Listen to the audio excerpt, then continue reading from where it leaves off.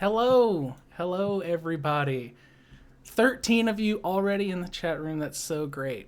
You will notice a couple little things from last week. We do Just some have, small things. small little things. We do have more channel point rewards. You can find your channel points right next to where you send messages in the chat on the right-hand bottom of your Twitch screen. Some of those are a little bit higher price, but that's how things go.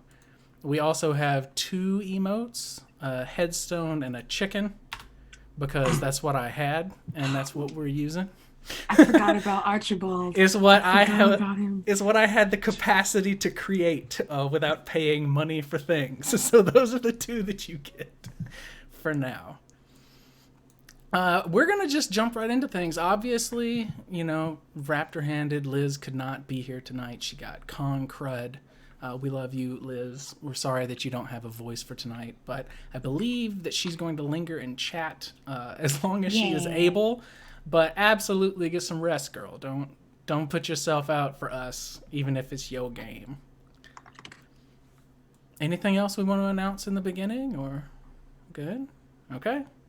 So, previously on the Little Rascals. Ah, shit. The Little Rascals have tracked down and killed a demon unleashed onto the city, ending its spree of murdered nobles. What its purpose was or who summoned it are yet unknown. But the Watchblades, the city guards, have taken notice that the party took care of this problem, this looming threat, and safeguarded the city. Thelen was previously invited in our very first session by a gnomish woman named Colleen Benefax to speak with her about the trade agreement that has kept Thelen in the city for over a year. Master Theris, a powerful spellcaster, has enlisted the help of the Little Rascals to look over his apprentice Ash while he sees to some unknowable thing elsewhere with the Valhurst children, sadly orphaned now. Having recovered a stolen jug of wine from a jilted nobleman, the Little Rascals have earned themselves a writ of patronage that covers all of their living expenses in the city of Wuhan for as long as the Blackbriar estate exists, or they're found guilty of a crime or assault a noble or get little things. It's all in the legalese used in the document. That's never gonna happen. Not even try that one. It does give you great incentive to not get caught when you do stuff like that. So that's great. In the chill night at the end of our last session, Basilisk vented frustration and anger upon a thief in the city and was greeted by a peculiar creature, little more than a bundle of floating eyeballs, that claimed its master wished to speak to them very soon, before it disappeared again. Our rogues are currently resting and recuperating after a hellish ordeal tracking down this skinwalker demon. They are at the Angry Beard Chalet, and that is where we are going to start our episode tonight.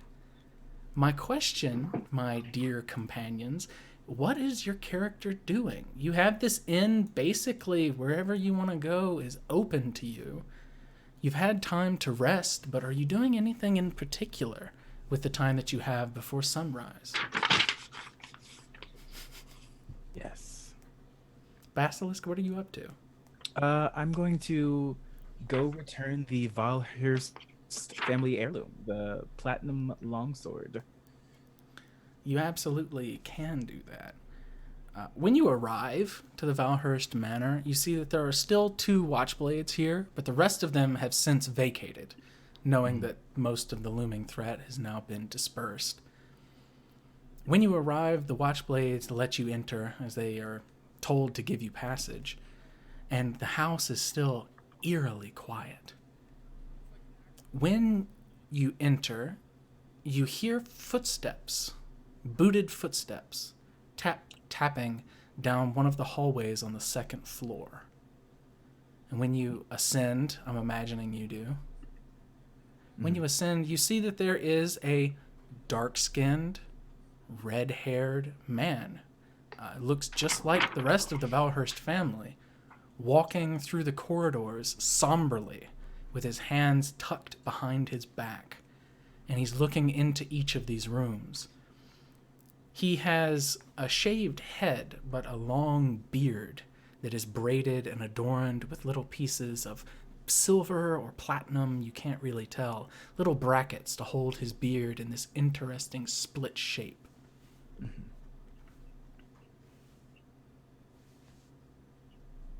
I have brought back something that belongs to you. He starts and turns as if he's going to draw a knife or something. And you see he kind of puts his hand on his chest and says, I am unsure that we know one another. And he sees you carrying the sword. Mm-hmm. And his face turns dour and soured by seeing it, knowing that the person that owned it is no longer of this world. And he says, if that is what you mean to bring me, then I am eternally grateful. He steps forward and bows his head pretty low for a noble to you. Mm-hmm. And he says, are you one of the group that saw their killer to justice? I am. And they fought bravely. He reaches out slowly and puts his hands on your shoulders and firmly squeezes, showing this intimate sign of respect. And he says, I do not know what could have happened,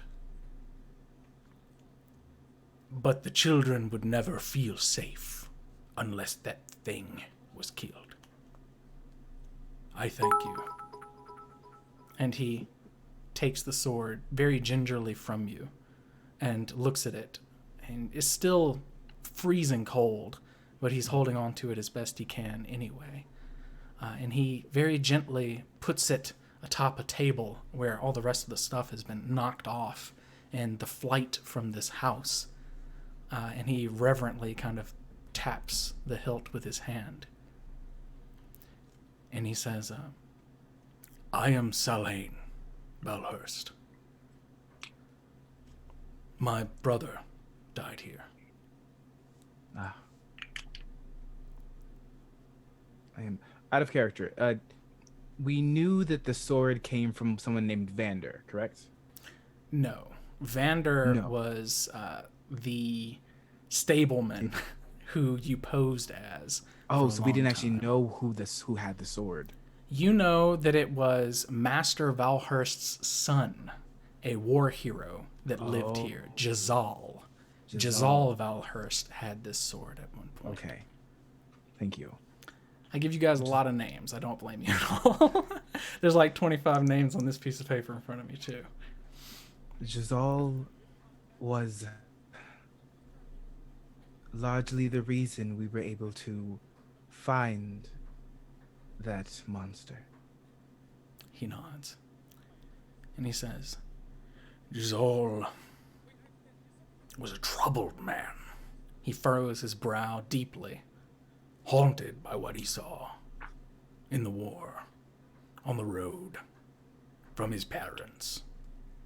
They were all marred in grief, surrounded by evil. He shakes his head. War is never something that should be ignored or taken lightly. But this, he taps the sword again, it has been in the Valhurst family for 50 generations. It is good to have it home. And it is good to reward good and kind, he says to you. And he says, I assume that you would be accepting of remunerations. Well, absolutely. What do you ask? I have a great deal of pull here in the city, now that I am back. This will be my residence for the time. I will watch over the children when they return as well. But anything I can provide, I will. May I come back to you on that? He nods. And he says, I have no plan to leave this place for a time. He says, the merchants in this city, they can acquire a great deal of things that may be of merit to you. Ponder it, and come to me when you think you know what it is you need my help with. Of course, my lord. Thank you.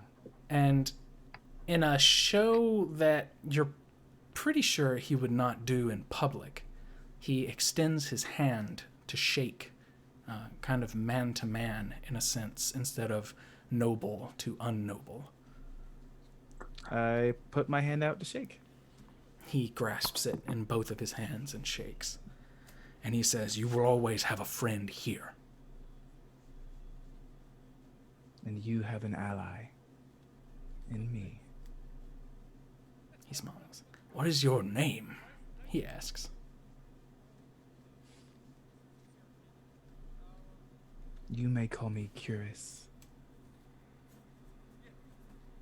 Curious. All right.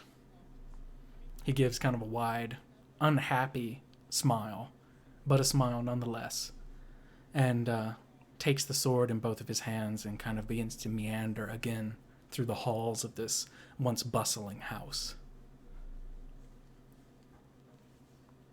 And then I head out and then turn a corner and go from my generic half-elf basilisk form to the softer elven woman. Softer elven woman. All Yes. right. And then I'll start making my way back to the group. Gragnar, you're on a balcony looking out at the city. The soft breeze through your beard, brooding. My mustache. Oh, yes, your mustache. Is there anything that you would like to do before sunrise? I think that Gragnar is probably assessing how the changes have happened from the two times that the group has been involved in these scenarios, and what kind of went wrong for Gragnar, like when he got ambushed before, and then maybe like when things went differently, what would Gragnar have changed, and how he can learn from it. So he's just kind of contemplating. So he's reflecting on battle strategy almost, right? Yeah, basically that and maybe like how different contacts we've made over the course of our short journey so far, and how we could leverage those people in the future. Gragnar, there is condensation on the roof that trickles down and drip, drip, drip, drip over the side of this chalet, this inn, and hits a post on the railing where you're leaning. It's rhythmic tap, tap, tap, almost like a metronome. But in it, you start to hear that tap, tap, tap, tap, tap, tap, tap, tap, tap. Are we about to have a musical? Almost like mining picks, Oh. ceaselessly, endlessly churning away, turning stone to rubble in search of metal and gemstones. And that tap, tap, tapping seems unnaturally strange to you. And as it keeps tap, tap, tapping, there's this familiar feeling of being watched.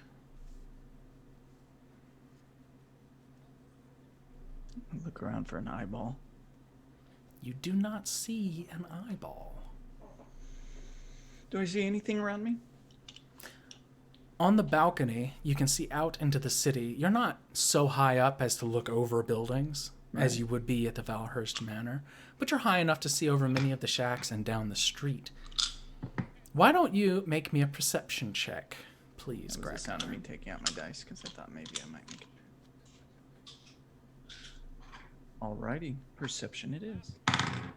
That is a 5 plus... not very much. That's a 7. A 7.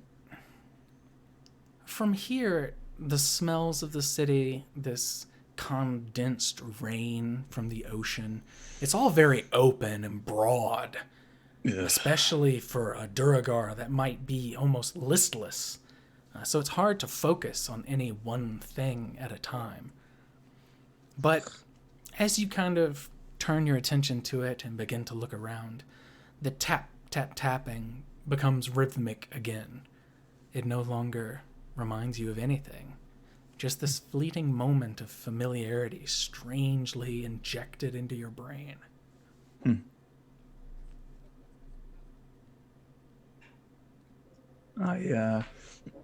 I will reflect on that, and it disturbs Gragnar slightly.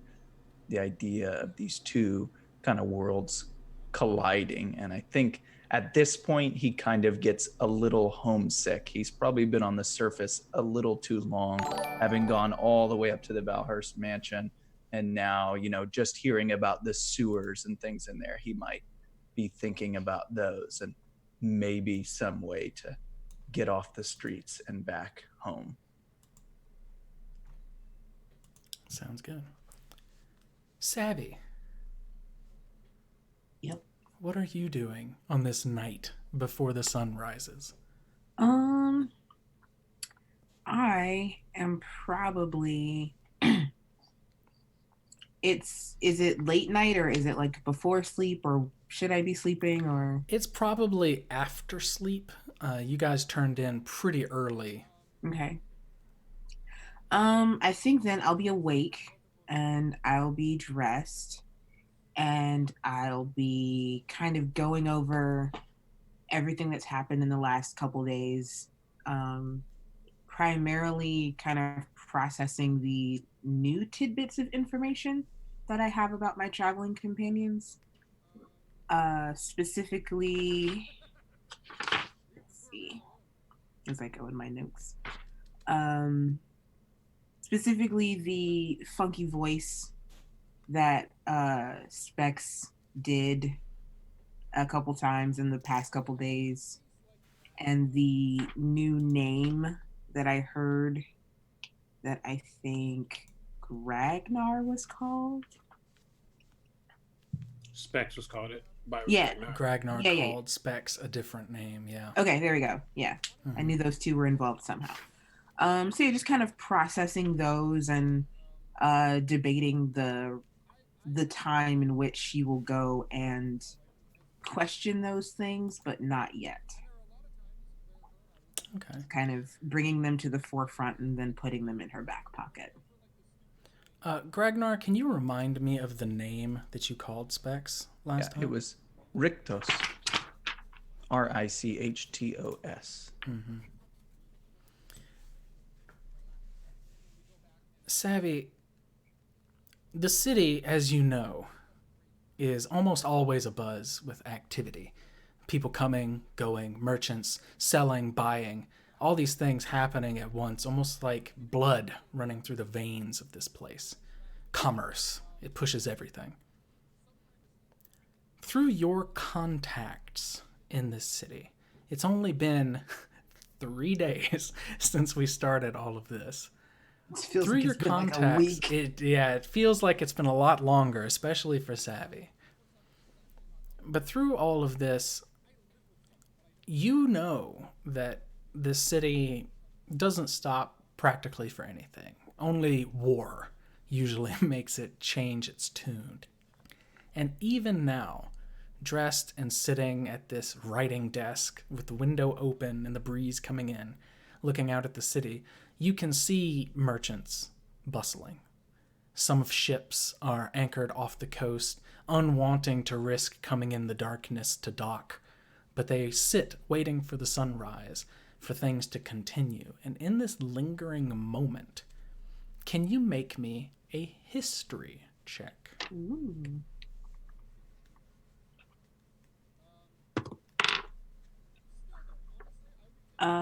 That's 4. You're looking out at the city, and it's just been such an ordeal.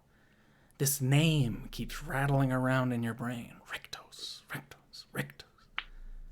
It's almost like you should know it, but you can't for the life of you remember. It's like one of those thoughts that's like right on the forefront of your brain or on the tip of your tongue, but you can't say it. Exactly. The door to your room has a tiny little echoing tap, tap, tap from outside. And you hear Thelen's voice say, "It's Thelen." I would have gone up to the door, so I go up and I open it. You see that Thelen is wearing very nice, ritzy, business-like clothing. And she has a bag clutched underneath her arm on a strap on her shoulder, pinching it as though her very life depends on what's inside, the papers and things rolled up and stuffed in there. And she says, "I'm just reminding you," kind of whispering in this echoey hallway, "I have a meeting. I knew. I may not be back today." And when she says this, there is no mirth or humor in her voice. Oh. She says, "This is so important, I cannot risk not being there." I get it. Go do your thing. We'll hold down the fort. She nods her head. You know, she has that constant weary look almost to her face. She nods her head, but there's this determination in the way that she's standing. And she says, "Make sure they don't kill anybody or do anything crazy.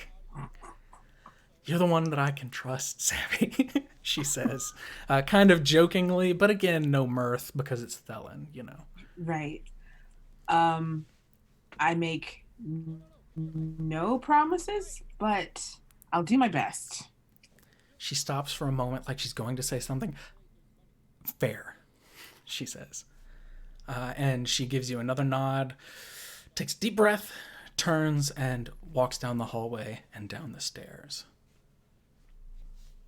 I give her like this kind of like awkward salute of good luck that she doesn't see. And then I close my door. Specs, what are you doing this night? Specs actually laid down for Warforged. That's odd, but he's Hold on. just. I'm so sorry. Hold on a second.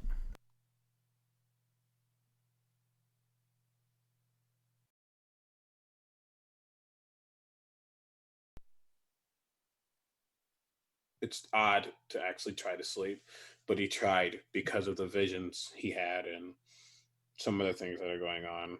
But eventually, obviously, he just couldn't go to sleep. And he finds himself actually looking for Ragnar, going to something that's familiar. Um, and I assume he'll probably find him on the roof, at the balcony, wherever he was.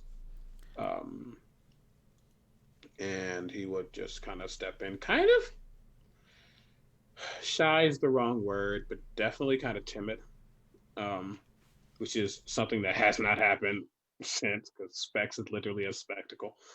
And he kind of steps forward. Hey, good Gragnar. Hey there, Specs. How you doing? It's late. I'm fine. I know. I'm just, kind of being what I am. I can't sleep much. I feel the same way sometimes.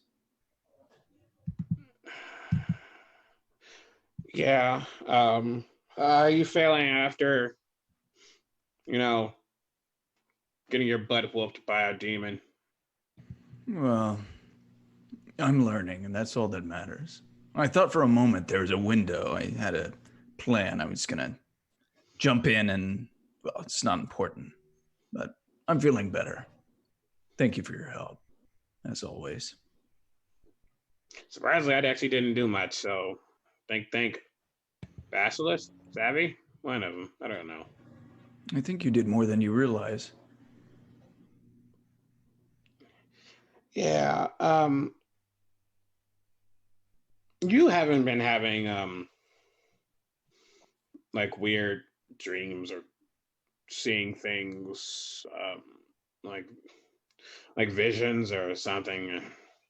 Just making sure I'm trying to, the wine that we had, and then now I'm just making sure there's not a correlation or something.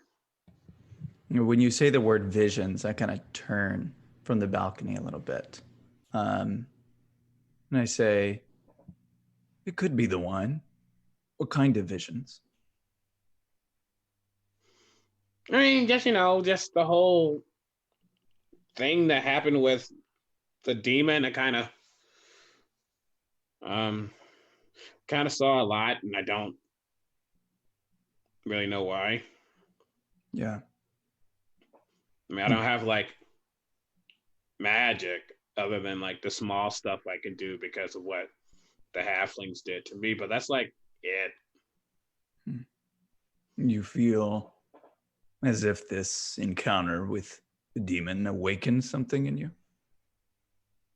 You feel strange?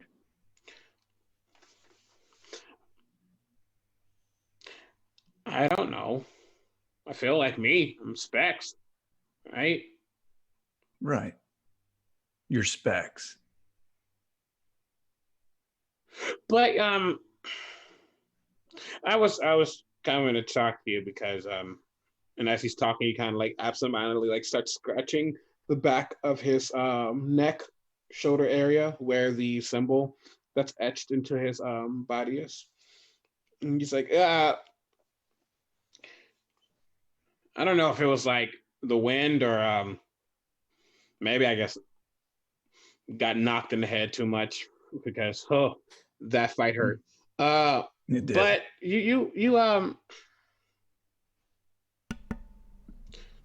you called me like Richard? No. Ricard? No. Rictos. Who was that? Gregnar turns back towards the balcony, not showing his face to Specs. I lean out and look back at the condensation that's kind of tapping on the pipe. I say, Rictos. Rictos was, he was a human, a companion. You know, it's humorous. I'd not contemplated him in years. Ricky and I traveled together for a few years. We were treasure hunters of sorts. He was killed in a vicious battle many, many years ago. We were both tired, and the mean locks, well, they were pouring in from all directions. Ricky was a man of honor. He always kept his word. He had this way of speaking, a powerful and rich voice that made you feel like time had stopped all around you when he spoke. It was commanding and pure. And I think for a moment during that battle last night, you reminded me of him. And I lost myself for a moment as well. I wouldn't think much of it. It's just I'm old and time has a way of repeating itself, I guess.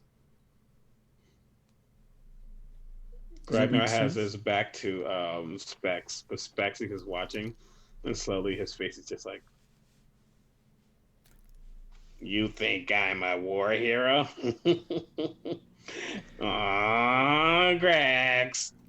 I turn around and I kind of lower the collar a little bit, and I say, I think you are sometimes, and I do think you're special, and I thought Ricky was special, so naturally, why not make that connection, right?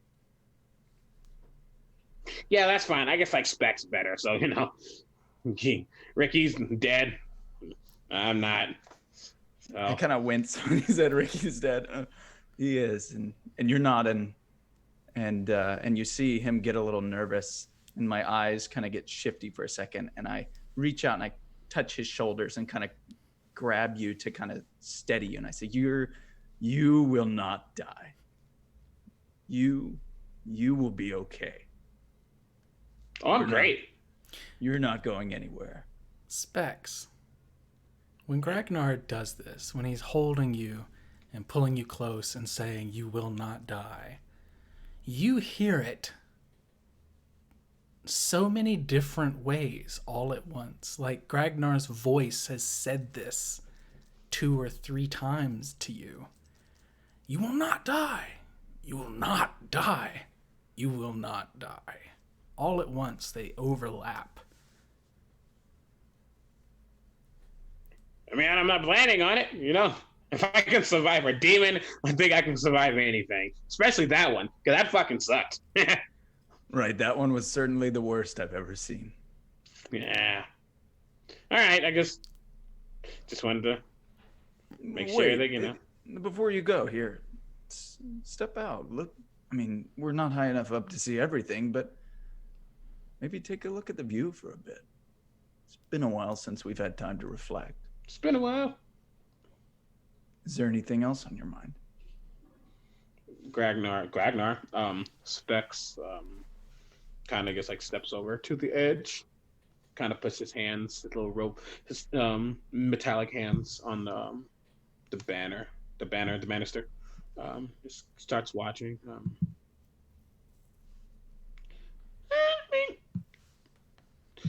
I kind of noticing that it's been these moments of like I'm standing here, and then like a second later I'm like across the room. That actually happened, you know, when we were fighting the demon. I guess assumed, you know, demons, hell, powers, magic, poof. But yeah, it was just maybe it was the adrenaline. I don't know. You were somewhere else. Like I was just standing across the room, and then all of a sudden I was like kneeling next to you. I mean, like I know we're close, but not that close. So I just wanted to, yeah. But I mean, I am a inanimate, animate object creature thing. You're more than an object. So I mean, I'm just saying that maybe it was like a temporary shutdown. Not used to it, but I missed so much of it. I can't say myself. Yeah, because you're kind of like, you know, bleeding out. Like, all right. Again, I like our teammates. It's good to not just be the two of us for a little while, to have some backup. Yeah, they're pretty cool. Not used to traveling with anybody other than you, so gotta get used to, you know. Savvy is really smart. Like, I got a headache. Just okay. And then Felon knows how to sweet talk herself into any situation. It's kind of cool. I thought I was a sweet talker. Yeah. Got to give up that position. It's cool. Basilisk.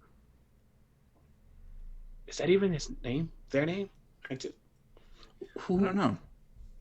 I've thought about that myself. I mean, but they haven't tried to kill us yet, so and that's that makes great. us lucky, and they'll be a great asset to our force. Yeah, let's make sure, number one rule, we don't piss off Basilisk. Definitely. I'll backslap somebody, but I just feel like you shouldn't do that to that Basilisk. would be a bad idea. Yeah. Yeah. Well, we're in agreement. Yes. Great. Well, you're welcome to stay if you'd like. I'll be here a few more hours. I mean, you got to get some sleep. Unlike you, you know, I mean, unlike me, you actually need to go to bed. You know, ever since that pillow got trashed, I haven't gotten a lot of sleep. I will get you a new pillow, Grex. Thank you. I know you like purple. How do you know I like purple? Did I ever tell you I like purple? I mean, it's kind of obvious. Whenever we go to a place, you like purple potion, purple candy, purple. Okay. All right, yeah. You don't have to be a mastermind to see that, I guess. No, just perceptive. You are. Well, good night, Specs. Good night, Grex. You actually see him turn around and like actually scoop Ragnar in and give him a hug. And as I give you a hug and As you do, I kind of look off into the distance, like, oh shit, for a moment. And then I pat his back and I say, sleep tight. I won't. And I walk off. Specs. Gragnar, in his sorrow, maybe his grieving period, has not paid any attention. But when you exit his room, you see that this purple pillow that he took from the Blackbriar Manor is on the corner of his bed, kind of neglected and forgotten. But there is no tear in it anymore. I look at that. And, you know, You when the kinda, like, Grinch flip gets it. in, but like, you know, when the Grinch gets the idea, you just see him go. Yeah, I think if you like picturing a movie, you would just see Gragnar like staring out, and then you all of a sudden you'll hear Gragnar, and just like a pillow just like smashes the back of the head as I throw it. There's a soft. Oh, I almost fell asleep just from the impact. It was so soft. This purple pillow falls and you catch it before it hits the ground. And you see where the slash was and the dots of your blood. It seems to be fixed. Did you fix my pillow? Thank you. I didn't do a thing. Since when do I know how to sew? I don't know. Since when do you know how to do half the things you've done in the past few days? That's fair. That's accurate. No, it wasn't me, but you're welcome. Can I make an investigation check or something to think about who did the pillow? Who fixed Yes. it? And Sherlock Yeah. Holmes. It's an 18 plus something. Why are these not? Okay. Oh, it's a 20. Dirty 20. you see no sign whatsoever of stitching of any kind. No glue, no thread, no patch, no nothing. You find no blood. You believe probably magic. Someone cast a spell on my pillow. I don't have that spell. Who I would don't do have that? Maybe it was. I don't know. I look for an owl. You do not see an owl. You do see a slip of paper sitting on the small writing desk in the room. It may have went unnoticed by you, or it may have just appeared there. You don't know. I pick it up and I don't know if it's rolled up, but I'm pretending it's rolled up. Sure. You unroll it, and inside the strip of paper, it just says, "Came to check in. You weren't here. Saw the pillow. Hope this helps. Montgomery C. Ballinger." Oh, Monty. That does help. Then there's Maybe there's a PS at the bottom. The PS says, "Heard what happened. That was pretty bad. Hope you're yeah. okay. If you need anything." And then he has the address of where he's staying. take off my reading glasses. You're and, under the impression this probably happened when you and the rest of your companions were in the bath an hour or so ago. You probably just missed him, because otherwise you would have seen this sitting on the desk. I put away my bifocals and I turn to Specs and I say, maybe we should pay Montgomery a visit in the future. Maybe sooner than later. It was nice of him. Yeah, that's cool. He's cool. I think I'll get some sleep tonight, after all. That's adorable. You're that like you need a working the pillow with your hands like a cat. Like that My Pillow you see at Walmart all the time that you're like, it's $60 though. I can't afford it. Not today. But you want to know what it's like. The dawn. Just so it's known, it's going to be slightly creepy and it's okay. But once Ragnar goes to sleep, Specs is going to go back in the room and sleep. Not sleep, but he's going to like shut down like in the corner, but mostly just to make sure that Gragnar is safe. And before dawn happens and people gets up, he's already gone. So what we see, audience, aka chat, is Gragnar takes this pillow and sets it on the bed. Specs closes the door behind him.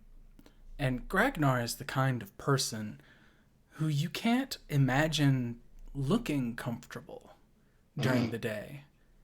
But in this strange moment, he kind of crawls himself onto the bed and finds a position where this pillow nestles just right, and the weariness overtakes him and he slips away to sleep. The camera moves 30 degrees and Specs is standing in the corner, even though he just left the room moments before, staring at his friend asleep on the bed before the head tilts and the eyes shut. Screen wipe happens immediately, and light is pouring through this open window. Specs is not there, but the light is just bright enough to start to rouse Gragnar, who is sensitive to such things. When there is a tap, tap, tap on the door, Gragnar. And it's a voice of one of the maids here who helped you get all of your things last night and clean up all of your gear and stuff like that.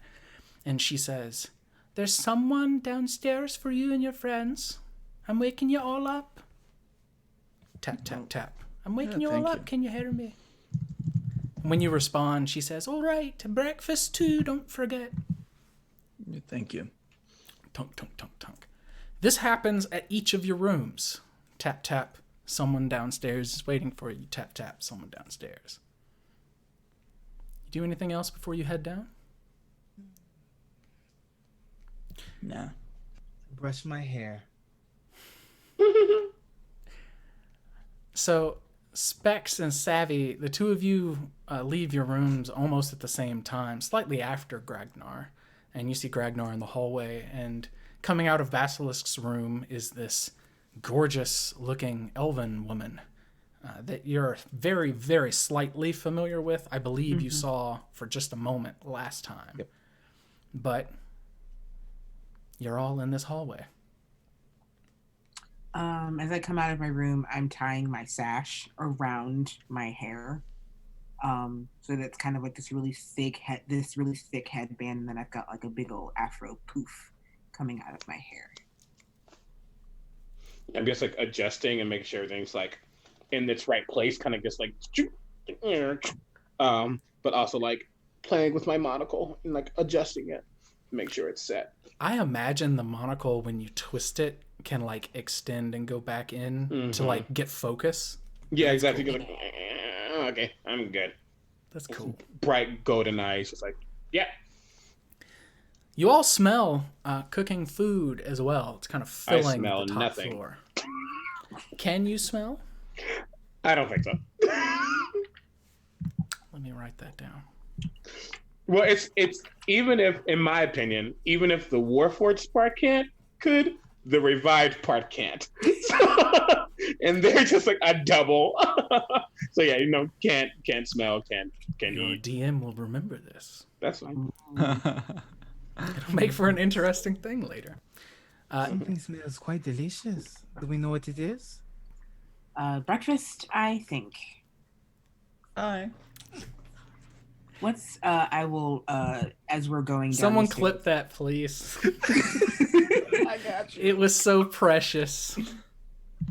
As we're going down the stairs, I'll probably hang back with Basilisk for a second, and I'll ask, "What is your name today?"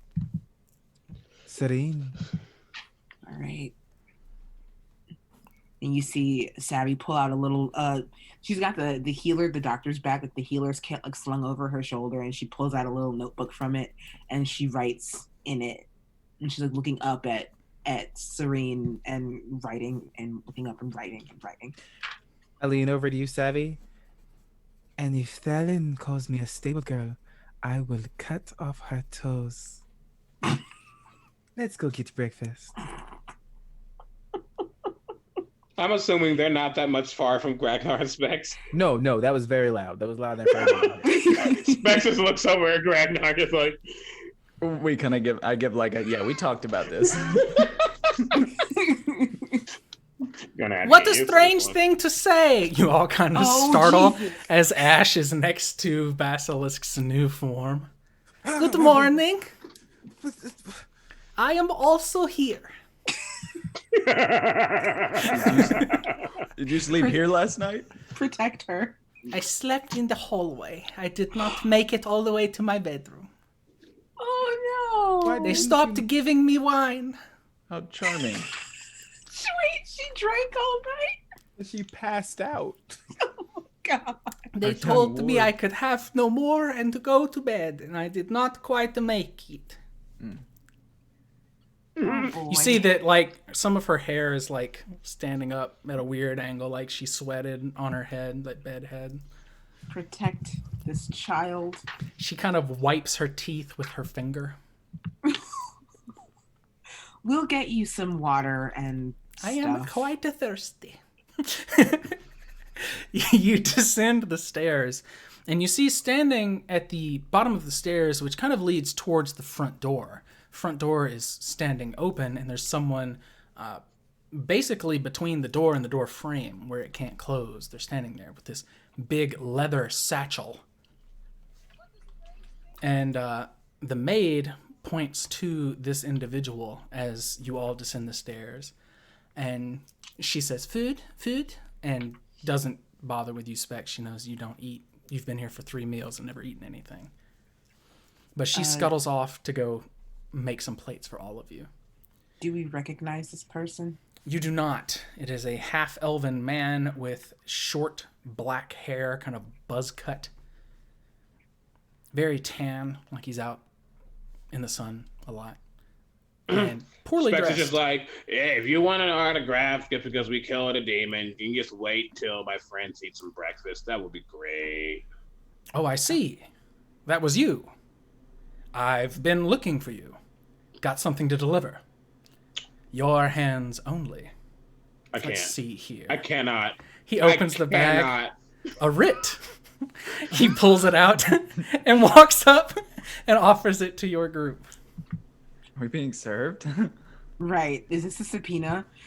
Don't tell them our names. Savvy will take it. From the Blackbriars. Oh, Savvy will take it more happily. And wait a second here. Do any of you know a Curis? Huh? Said to be one of your party. Curious? I do. That is actually my partner. He nods, and he says, where can I find him?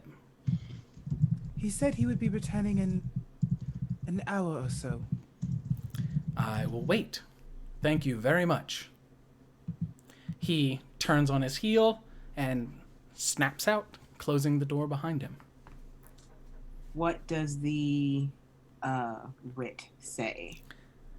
You open this little package and pull it out, and it is the writ that I made for you all, along with a letter. Ooh. The letter is in more slapdash penmanship, like it's just a personal note written out to you.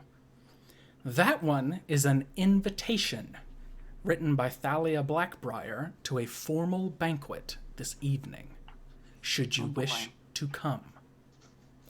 Dress to make a stylish impression, it says.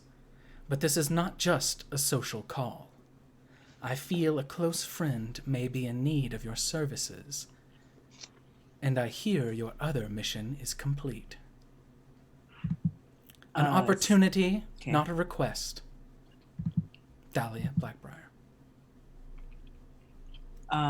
So while we are having breakfast, I will relay this particular information in Thieves' Cant to the group. I will say something like let's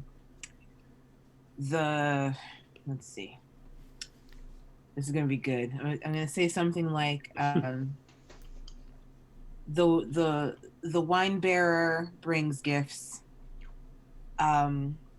Voluntary, not required. We must make a statement. So, Voluntary? Ash kind of stooped over her bowl of porridge, is just kind of looking between you all, having this weird conversation. Like, okay. Scooping porridge into her mouth. Specs will reply, if the rabbit bears no coat, should one be considered? AKA, I'm a robot. I don't dress up. What should I wear? That His was armor is quite literally integrated into his right. system. Savvy looks you over, like she looks up from the letter and from her bowl of porridge, and she looks you over, and we could probably get you some cape attachments, like for the Yes. yeah, I think some or like a one shoulder deal, Yes. and like a fancy pauldron. I think we could do that for you. Well, that's nice. I like that. Yeah, Yes. I think that would work. Hey Ash, Yes? do you want to go shopping? She ponders for a second. And she kind of reaches into her sleeve, this billowy sleeve that she has, and fishes out, looks like a wallet of some kind, a rolled up sort. And when she unfurls it, you can all see that there are gemstones in there. And she kind of fiddles around with them and slides them back and forth for a second. Okay. How much does it look like is in there? A lot, probably. A couple thousand at the very least. Jesus. A couple This was thousand with you gold when you pieces slept worth. on the floor? And she says, yes. Where else would I put it? This She is a gives you good this tavern. look. She says, this is an inn, Oh, sorry. Gragnar. Thank you, young ward. I want to give Ash inspiration. Okay. Well, someone, yeah, you know what? That ties into a certain gift that our DM got using dropped dice. It Thank does. you, Wolf. It does. Ash gets inspiration. Okay. Specs, though, speaks of it. Said. But before we do this, I just wanted to. This is going to be awkward, but deal with it. We have been acquaintances for about a week now, something like that. Not that long. And I mean, a little bit longer than that, but still. I feel like and he like looks at Ragnar. He's like, I'm trying to phrase words. I'm not actually asking from the same thing. He's like, I think to be a better group, in per se. I don't know. I think it'd be cool if we actually knew some stuff about each other. I'm not saying you gotta tell me your life essence. That's just too much for me. Don't even want to know it. But like, what if this was a game and we all had a part to play in that game? What would our part be? That's how we do that. He's super excited right now.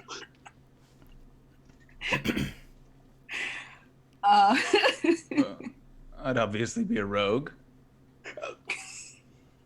I think all of us have some roguish tendencies. No, I'm more of a performer.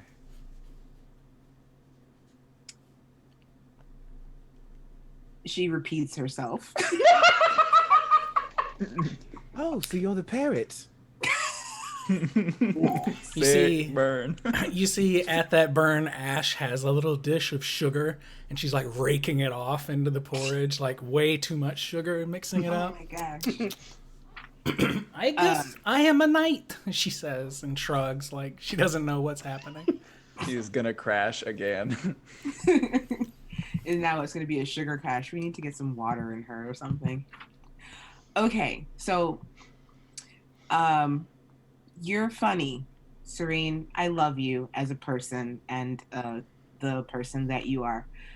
I'm really good at finding out information. I know people who know things.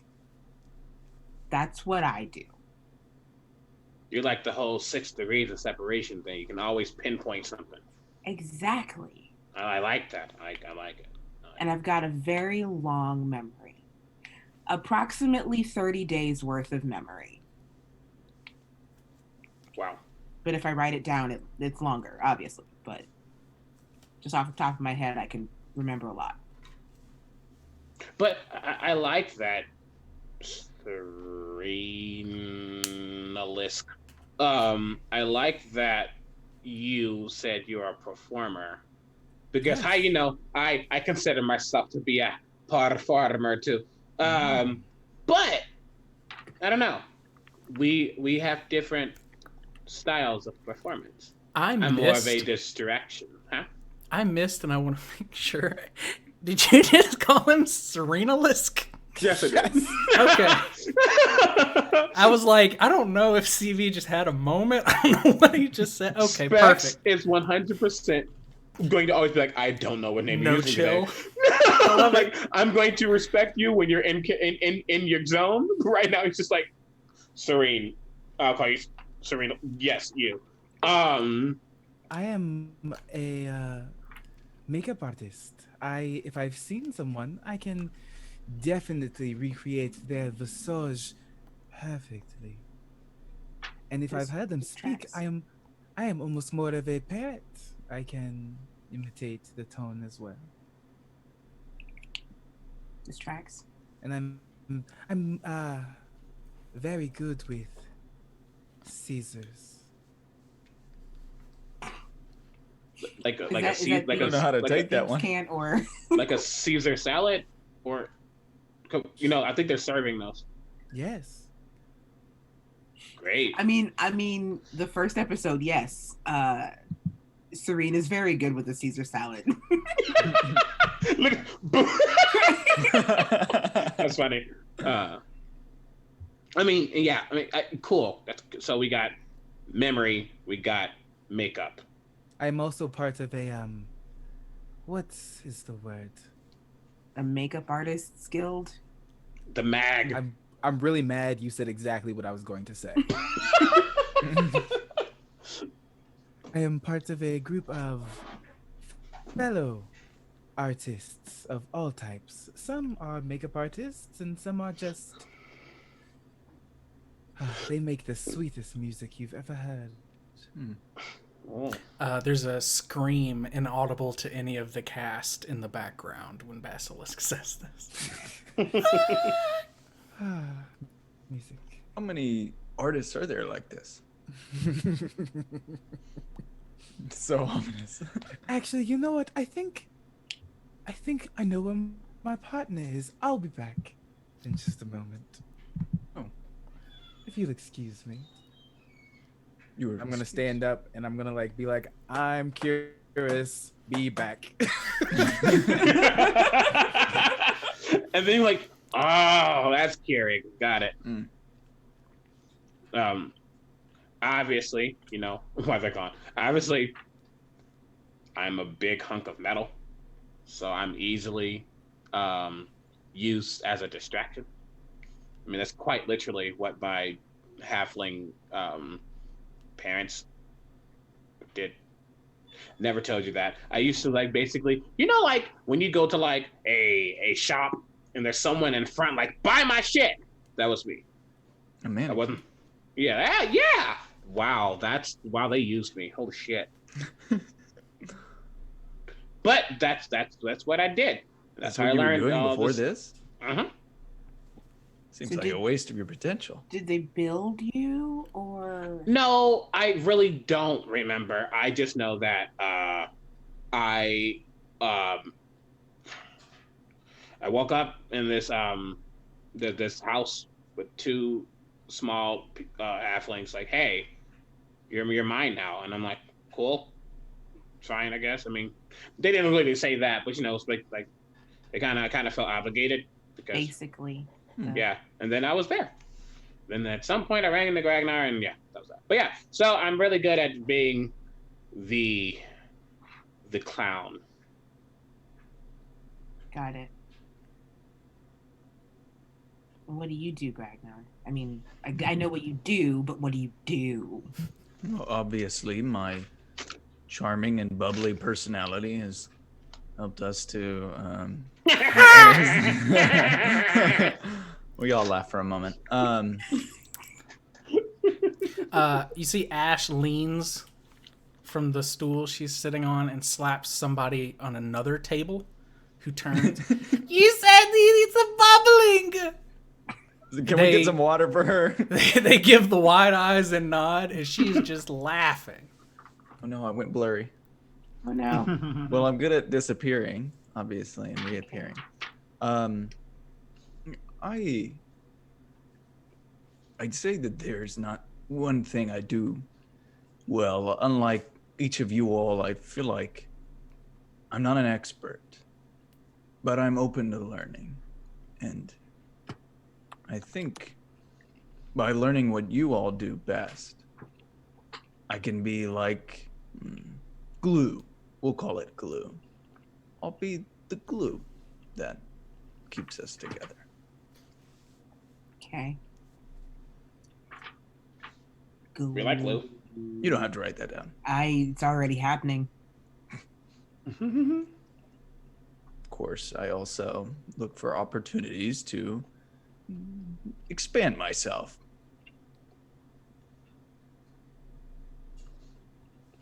Right. I got it. I got it. Mm-hmm. Literally. Okay. And Felon is like the face. Yeah. Very good at smuggling weapons in that one. Yeah. I feel like Noble or something. Maybe. I mean, she did say whoa, hey, that's also, she came to my room last night this morning. Ash says. No, Ash. Jesus. I cannot with Ash. Not like that. Oh, okay. She says. She's gone to her meeting. So she obviously will not be here because that was an important thing. So yeah, she's got to be kind of important if she's trying to get a meeting with somebody else important who I know nothing about. And that needs to change. I guess I asked this. Just I think we can all use those individualities to our advantage. I mean, obviously, but everybody goes to this party, and apparently they were needed. So let's see.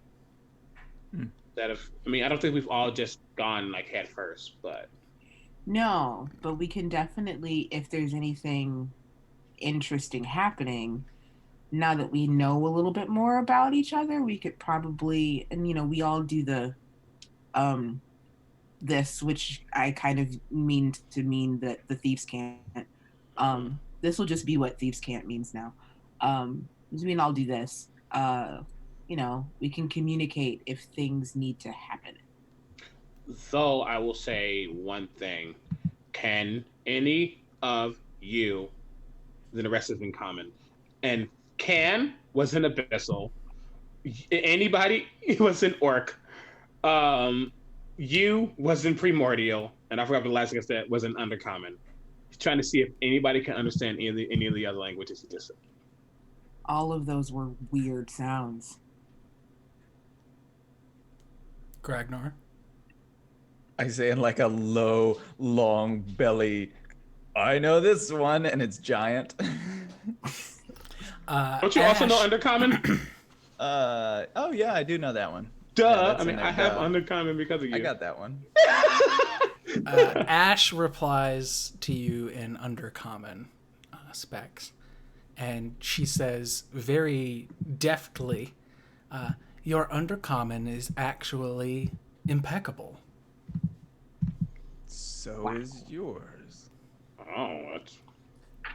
And you feel said moment I'd demonic as well, like abyssal. Said it again. Did you say you know abyssal as well? And then she transitions into abyssal, and she says, "And your abyssal is quite well as well." Yeah, don't That ask moment- me why I know it, but it's there.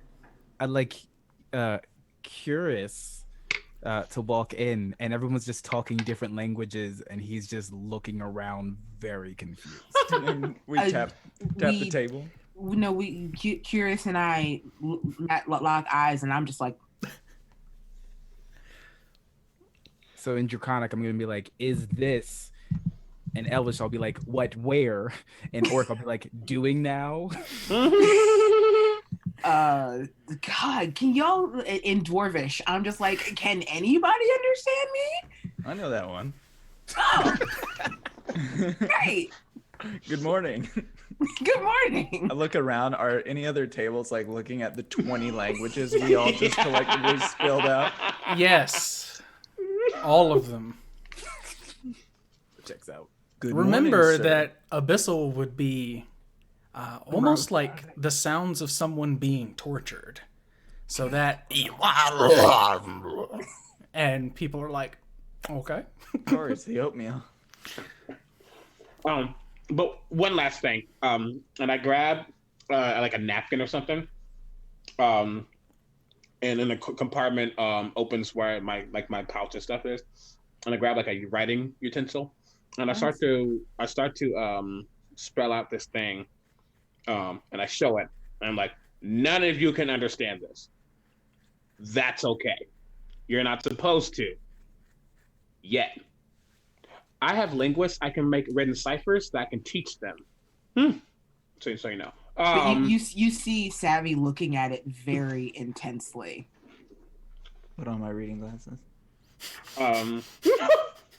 Just I can make broad things, and like if you think something's safe, you can literally make this symbol, and if somebody walks by it, we know what it means. That's all. Cool. We'll talk about that later. It's not that serious right now, but in the future, we'll make some stuff up. So does Excited to do does that. Curious sit down with us? Yes, in the same spot where Serene was sitting. Good morning. Good morning. My partner had told me that I was requested. Are you Keurig? Curious. Curious. Shit. Okay. I'll go get the guy who's outside. I legit think Specs is gonna have like not a notebook, not like a fancy as Savvy, but like this random piece of paper that's by the end of the season is gonna be crumpled and disheveled. But it's gonna have every single last name Basilisk has ever used. And like, you are Curious. Who Got are you it. today? It's gonna be like a 1980s perforated printer. Right. Dot matrix. Savvy. When Yeah. when you poke your head out the front door, you see that the little bench outside where people like to congregate under the awning of this place. There are two people sitting having a conversation, and clipping through one of their legs, kind of off center, eating a loaf of bread, is this courier. And when he sees you, he makes a motion towards his hip, and the loaf of bread disappears, and he stands up and comes over. Hi, what's your name? Marin. Cool. I'm a Curious- courier. Right. Marin the courier. Curious is here. It's Come not been on. an hour yet. Well, time flies when you're having porridge. Let's go. You put that on a He shirt. says. And he walks up to the front door with you and kind of looks inside. I'm gonna take a good look at his face while he's looking inside. Does he just look like a courier, or does he look like he's like casing the place, or He looks like a legit courier, mainly because you can see on his lapel there is a patch of the courier service. cool? The courier service here in Wuhan is held in very high regard, and almost like a sword of Damocles. If someone were to interrupt a courier service, you would be interrupting trade in the city, which Right. is the number one law that is punishable by either death or expulsion from Wuhan. Got it. So people usually don't fuck with the couriers very much. Cool. There's also laws against posing as one and all this other stuff that just makes it so complicated. People are more apt to just let them do their thing and move along. Got Don't it. shoot the messenger. Exactly. But yeah, Kyrus is inside, and the sooner that you can hand off this message, the sooner you can get off to the rest of your couriering. He trots over to you, Basilisk, and he says, "I've been looking for you. Got something I'm supposed to deliver. Your hands only." What would that be? Let's see here. Rustle. A package. He Can holds I? a package out. And this time, he holds open a small leather book with an ink quill held between his fingers for you to sign your name.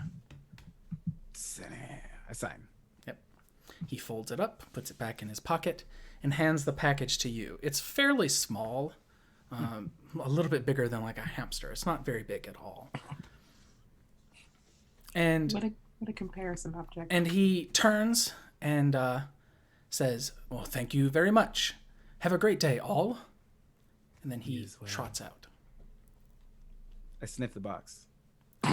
The package is actually just wrapped in oilcloth, kind of a waterproof, soft cloth wrapped with a ribbon.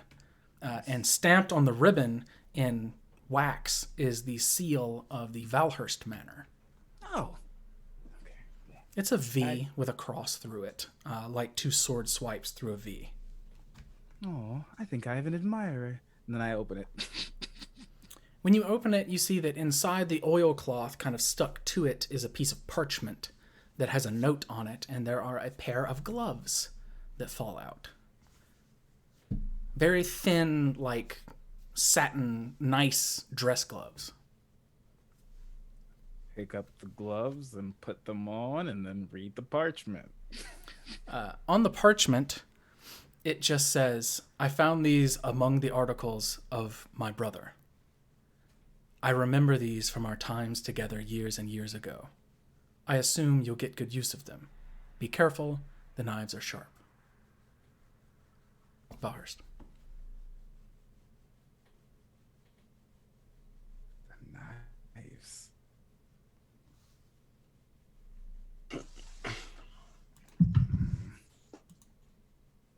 Put the letter away. Just gonna go back to the table. It's always funny seeing you juggle all these different people. But yeah, you see your brand new friend Cirrus sitting here with these nice gloves on now. So the curious look is Basilisk's default persona that they've seen before, just for Okay. It's just a new name. basically, yes. Nah. Well, so what has everyone been up to? Well, I was out gallivanting and shopping and I don't know, someone else fucking speak. I mean, we're just finishing up the conversation. We want to start heading out towards this get together, or maybe we need to get some stuff. I don't know. Yeah, we didn't. You all Oh. want to do this, right? Yeah, Kyrus, while you were gone, we were invited to a party.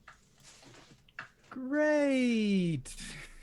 So we have to go shopping because we need to make a statement. Ooh, that one I do like.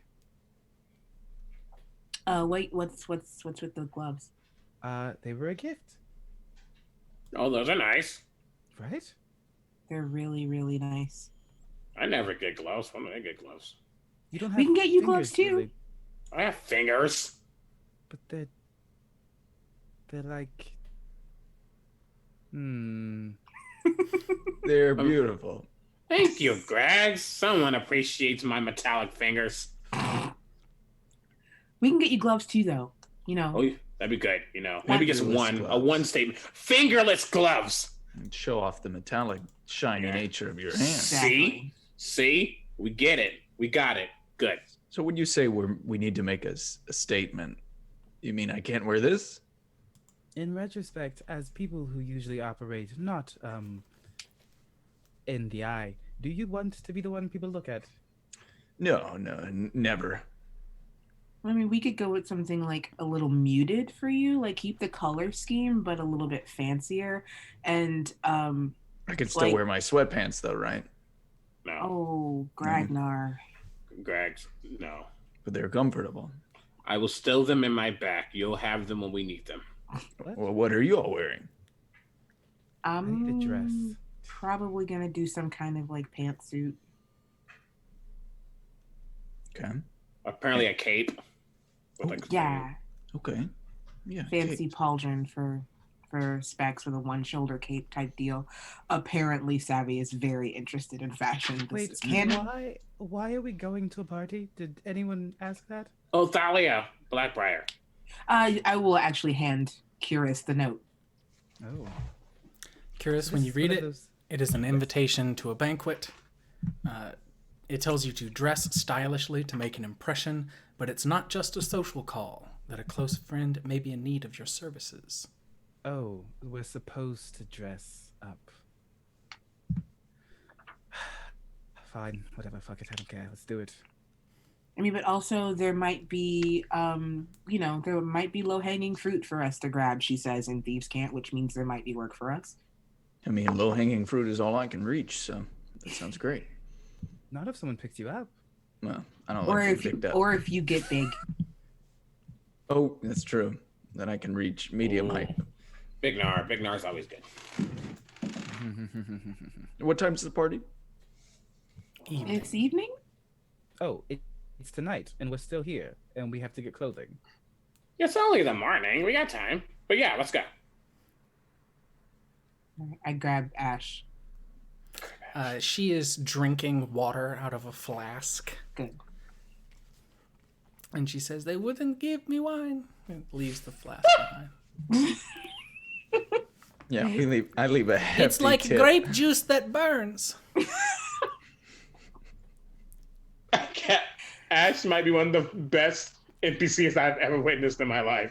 I need you to know this. There'll be wine at the party. Ooh, she says. Ooh. Ash, can I ask you a question? Yes, How old are you? I am 14 years young, she says. Jesus Christ. We would We've been make letting awful parents. we've been letting this 14-year-old get wasted. Oh boy. She says, there are some years that, she kind of waves her hands like unsure. Time did not pass normally during some of my training. Maybe I'm older. How old do I seem to you? She puts her hands on her hips and stands superhero style. That is exactly what I expected her to do, which just makes me so happy. No, Like- you look about 14. Yeah, we probably should have noticed that. Young. I thought boy. everyone was just fine with it. Oh, It is not uncommon for children as young as 8 to drink. Mind you, she has pretty much helped kill a demon, so... Yeah? that's true. If there's anything to drink to. Oh, I just meant she could drink whatever the hell she wants if she's going to do that.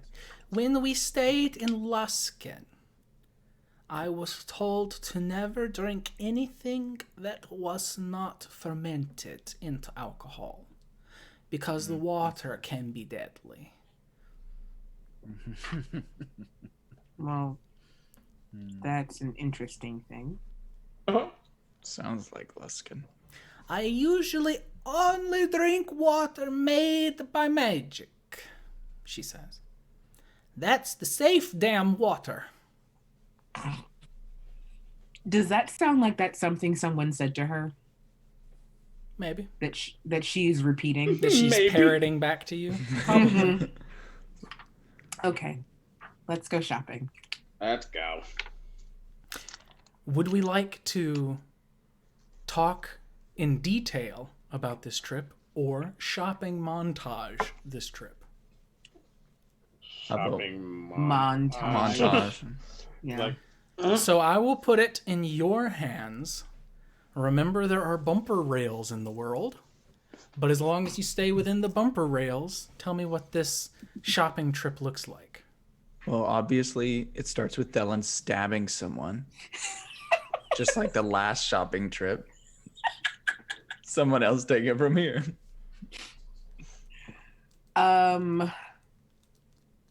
I think we just head to, well, Thelen doesn't stab anyone. She's not here unless she's stabbing people in her meeting. In which case, Liz, make this canon when you do your recap next week. I think we just head to the shopping district, and I think Savvy might lead the way since she's had a lot of ideas about what everybody should wear. The market square here that you've been to before, Yeah. just like you would know from all your contacts in the city and the time you've spent here, it changes like the seasons. The colors change every day. Different bolts of cloth, different people selling silks and spices, exotic animals, all kinds of things like that. Some of the brick and mortar stores, not the stalls and kiosks, obviously cater to much more lucrative people, extravagant folk, and that may be one of your best bets. But yes, you can enter one of these various shops or several, depending on what kind of thing you're going for. So, tell me about the style of stuff. Tell me how you're trying to dress yourselves, and we can swap locations depending on what kind of shit you're picking up. Because if you're picking up daggers, you're not going to go to like a bride and groom store. You know what I mean? Great. Let's start with you, Specs. You're like the most difficult because you don't normally wear extravagant clothes. So what kind of stuff would you like to wear? I'm actually the easiest. Because how it's going to happen for Specs is that he's going to look at Savvy and Gragnar. Look at Basilisk too, but he has a feeling that Basilisk might have an ulterior option. I mean, a different option instead of buying some clothes. But who knows? But he's going to say, this is what I want. I need, you said it, nice cape that goes on the side, but it has to be long because, you know, I'm tall. So really long, maybe like black, maybe some golds in it. I don't know, stuff. I think, you know, you can find something that's nice. And a nice walking stick, like a cane with like something on top. And I also toss my diamond that I grabbed to Savvy, and I'm like, that might help a little bit with that. That's basically all I need. I'm a warforged. I don't think they're expecting me to walk in a 3-piece suit. I'm gonna go this way and go look for somebody to help with this. And my own shopping montage, I'm going to go if I can find someone to A jeweler? Yeah, there are a jeweler. Make this better and more useful. What would you like to change about your monocle? I want to honestly, what I want to do, and I have a good amount of coinage, but not like a lot. But I don't know how much it's going to cost. I would love like either like an enchanter or something of that form. Somebody good with like maybe like another artificer or something. Somebody who can enchant my thing, so I can have dark vision in my eye. You can absolutely do that. That's what I want. Now, the trade-off here is that they're going to have to take time to enchant that, right? That's fine. Yeah, so it is also not extraordinarily cheap. Mm-hmm. Let me pull this up. How much coin do you have? Well, I have the diamond plus That was 50, right? that was 50. Yeah, I believe so. Um, plus, and I don't know what we've honestly, I don't know what we've gotten from what we've done so far. I really don't. But I have 300 gold right now. I'd kick in for it too. But like legit, I don't know what we've gotten so far. So Yeah. I get that. What is this? Huge. I think that Savvy would be the only one keeping track of that minutia for you guys. At this I ain't moment. doing nothing. But you can get the equivalent of Goggles of Night, which is an uncommon item here in the city. Having it specially made into a monocle is going to take about a 10-day because it's not a huge ask. It's going to cost 300 gold pieces. Oh, that's fine. Yeah, I'll 250 plus the 50 for the rush order and having it be a specialty ocular thing. Cool. But they can fit you with a new one of a different metal that you wish as part of this bargain. If you wanted it to be plated in platinum or gold or whatever it is that you wanted for now, they can do that today. Yeah, like something shiny. I mean, I'm already pretty gold and bronze, but I want that to be like shiny gold. But yeah, Absolutely.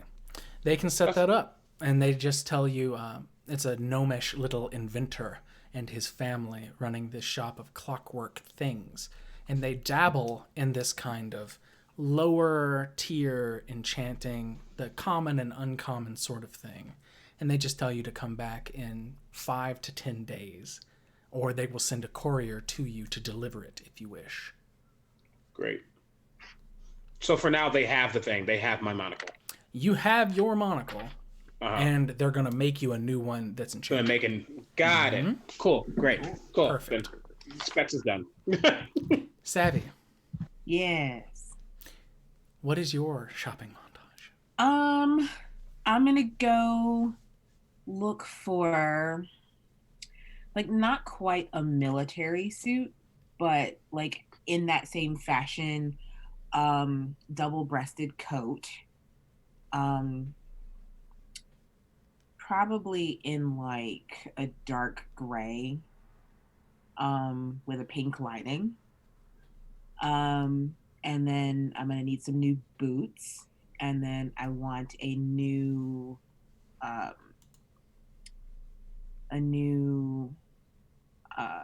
hip holster for my sword. So yeah, I'm going to go acquire those things. So that's sort of, I think you came close to saying like a military dress sort of thing. That sort of deal isn't going to be overly expensive, but it's going to look crisp and clean, which I think is what you're shooting for. And that will cost you about 15 gold. Okay. And this kind of finery is also woven here in the city and made of this Uhanian cloth, this sturdy stuff. A lot of the import here is it's brought in raw materials, made into a thing, and then exported. So you're going to get a lot of that kind of stuff. The clothes themselves are very soft and well made. And if you would like, you can spend a little bit extra time getting tailored for it, or you can find the closest approximation. No, absolutely tailored. I have a patron, and I'm going to take advantage of it. Perfect. The coat is going to be it's not going to be a short coat, it's going to be a long coat. Yeah, let's go tails. Do you have any kind of ruff or ascot? No, it's very clean. It's very clean, like Very clean. like high,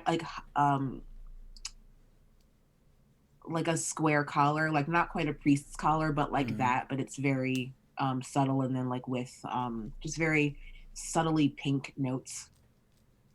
I like it. I like it a lot. Gragnar.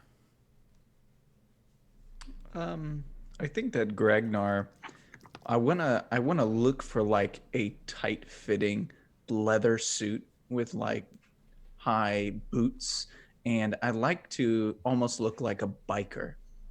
I would like a chain incorporated into it at some point. And Gragnar likes to use his telekinesis to pull bits of metal off of his armor normally. So I want this one to have little sharp studs that I can use as caltrops. Okay. Basically pulling off those little D4s and tossing them if I need to. Mm-hmm. So that would be a kind of a custom ask. That'll be about 20 gold pieces to do, and you'll have to be fitted. So this is like a one stop for you. But leather imported here is usually auroch leather, a type of very hardy cow, somewhere between a cow and a yak, right? And if you would like, they can put the chain on the front where it goes from your collar down to your hip as a kind of ornament, or they can put it elsewhere, like around your waist or like a weird wallet chain, however you would like to have it. I think I'd like two or three chains around the same place that Specs has his cape. And then I'd like some sort of ornamentary like pauldron in that area too, so that we kind of match. Like he said, what, black and gold? So maybe a gold pauldron-esque, kind of like a little, what are those little things with the frills on them? Yeah, just the pauldron works. Yeah. Yes, you can have that made. Again, the 25 kind of covers all of that. So yeah, you can have all of that made for the day. Having it fitted is a little difficult. You can tell that not a lot of dwarven people shop here. And you know that Duergar are extremely rare on the surface. So them seeing a Duergar is pretty rare in its own self. But the fact that there are very few dwarven shoppers here kind of hold back those sort of offerings. But they do tailor to you very well using what they have on hand. Thank you. That also looks super cool. Thanks. Basilisk, what does yours look like? I'm actually looking for like a matching pair, his and her outfits, almost with like black and a gold trim, and then like a fur lining around the like back of the neck, almost like it's a plumage. That just sounds like some fine clothes to me. That'll be 15 gold pieces. And would you like to be fitted for it? Nah, I can probably handle the fitting myself. I was going to say, because if you had it fitted, you would have to be like the exact same form every time. But if you get close approximations, they can make it look good. And the tailor in one scene kind of has this cloth positioned just perfectly on you. And they put in the pins, and they turn around to do something, and they turn back, and it's a little different from where you've changed your shape. And they give this peculiar twist to their head, and they adjust again. But the better part of the day passes. As night begins to settle, and the evening festivities begin to arrive, you know that circus performers and carnival folk make a lot of money here, going from place to place, ball to ball, that sort of thing, being the entertainment in Wuhan. There are also several places of worship here in the city that they can stay at for free, which usually makes these sort of traveling jesters and entertainers something of a novelty, but a pretty common occurrence here in the city. So at one point, as you're walking back to the Blackbriar estate, you pass by a fire swallower who's spitting out fire for coins, and a jester who is has his mouth bit onto the top of a unicycle and is pedaling around with his hands, with his feet in the air, kind of back and forth. And it seems like the whole city is more abuzz after this demon has been killed. All of you who were there at the moment felt that release of this strange tension that had just kind of fallen over all of you. And in this moment, you realize it wasn't just you. it may have been everyone in the city, now that this thing, this non-material entity, has been sent back to the abyss. The Blackbriar estate is alight from the outside as normal, with colored cloth draped over some of the braziers. This wet cloth dripping with this material that doesn't let it cast a flame, but it does cast a bright color, leaving reds, blues, and pinks bathing all of the white flowers that grow in the garden during the day. The door is open, and standing at it, you see Bedrock, the Earth Ganassi majordomo of this place, impassive as ever. They greet you at the door and firmly but politely insist that you leave your weapons and other accoutrements here with them. And they give you each in turn a look that says they will look after not only your things, but you as well. And you're under the impression they're giving you something of permission to sneak in anything you can, but to leave longswords, rapiers, that sort of thing, here with them as to not rouse these nobles to suspicion. Savvy, if you would like to pass as someone in the military and keep your rapier or short sword? It's a rapier. If you would like to keep your rapier on you, you can also attempt to do that, but you do not know if there will be military people here or not. Right. That is a risk you would take. I will choose to leave my rapier, but I just thought of it, so I wanted to kind of retcon a little bit. Sure. There is in the lining of my sleeve, there is space for a stiletto. So I've got a stiletto in my sleeve and also one in my right boot. Okay. So I've got two daggers on me. Awesome.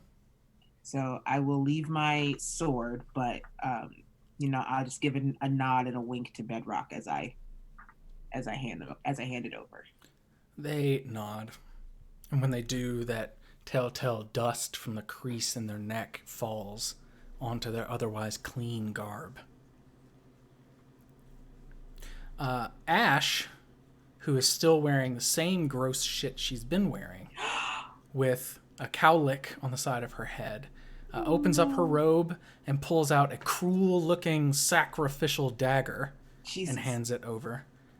But then otherwise is not armed or armored. Forgot to get her... Bedrock narrows their eyes at Ash and says, "We will have to make accommodations to get you some clothes." And Ash looks around. "I did not know I would need to be fancy." Bedrock says, "I will dress the young..." And Bedrock stops. "Lady?" Ash says, "The young lady." Okay. "I will be right back for the wine." She gesticulates her fingers greedily and then follows Bedrock into what seems to be a coat closet near the door that looks to open up into a big, spacious area, maybe for clothing guests like this. Bedrock takes whatever equipment you hand over into that room as well, and you get the impression that the Majordomo is protecting all of the things in that room. And when you see the door open and them step inside, it is lined with coats and fashionable wear that could fetch hundreds of gold easily. So the fact that they're guarding it is probably par for the course considering the city's state currently.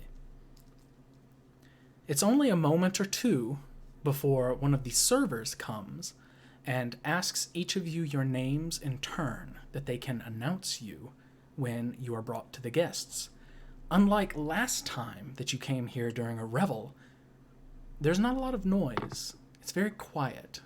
There's chatter and people speaking, and the sound of a single piano banging out a melody that's both beautiful and a little heartbreaking.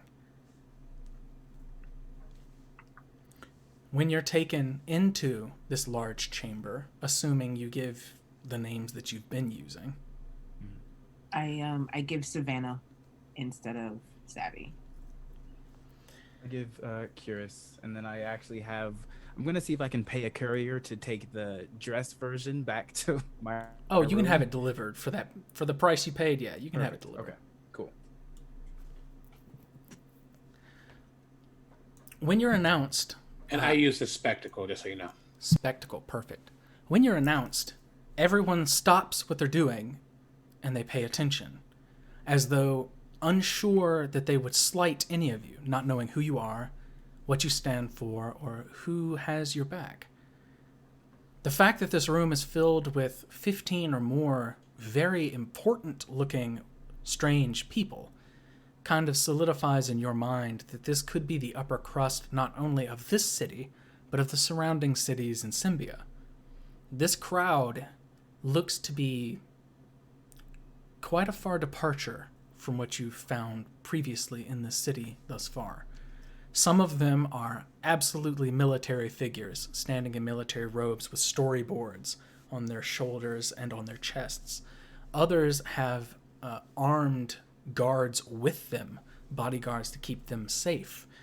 And these people are kept at almost more than an arm's distance by these bodyguards that surround them. Everything is very tense for a moment as you're introduced, and then as soon as the introduction is over, and the servant bows and steps away, Thalia Blackbriar claps her hands a few times and steps forward. The homely woman with the wide mouth with the strange twisted teeth, she holds her hands out to all of you in a welcoming gesture and says, "My friends, you are welcomed as heroes in this house. We have all heard of what you did to slay that thing, that fiend, we were told. I'm sure that they'll pick you apart and ask questions nonstop tonight." And people are like nodding like, these are those people, with some respect in their eyes. And she approaches each of you and gives you a curt tap-tap hug or a kiss on the two cheeks sort of thing. And then the party begins to move again, as though this pall that fell over it at your entrance has been soothed by her showing all of her guests how important you are to her. The music also keys back up, and from this vantage point, you can see that there is a huge piano in the corner of the room that has not been there before by one of the windows. A brazier burns next to it. What are you pointing? What did I do? I was just making sure if you weren't using something else that I posted about. Oh, you're fine. Oh, okay. Don't do that For to me, sure. baby. A piano sits in the corner of the room, and seated at it, you see a woman who is wearing very little clothing. She has a gown that shows the two sides from her armpits down to her hips are exposed. But what strikes you is that this white gown is the exact same snow white color as her hair, her skin, and her eyes. And as she's playing this piano and moving her fingers across these slate gray keys at remarkable speed, the whole room has that same feeling of energy and intenseness, this kind of heartfelt pull to it from this musician who's banging at these keys. Thalia kind of nestles you all together in a corner away from everyone and says, "I'm very glad that you came. Where is Thelen? Is she disposed?"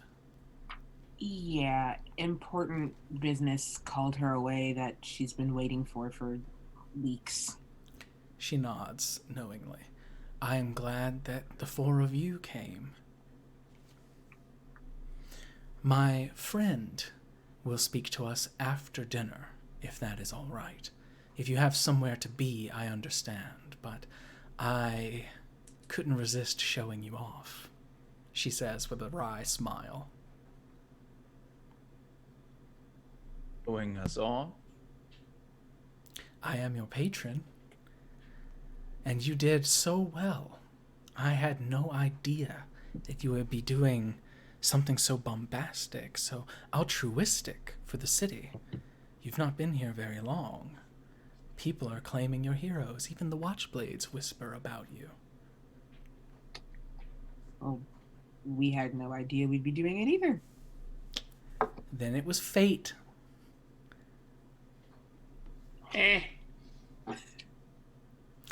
She kind of reaches up and adjusts your cape a little bit where it had folded and says, "You all look fantastic. Thank you for putting so much thought into your outfits." You see that she's wearing a gown that looks like the sparkling sea. It's covered in these thin little sequins that just kind of glisten and glimmer as she moves. She says, in a close, kind of whispered voice to all of you, "Play nice. These are very important people, but you would be amazed at what they know." And she raises her eyebrows. Prying for information is what these are all about.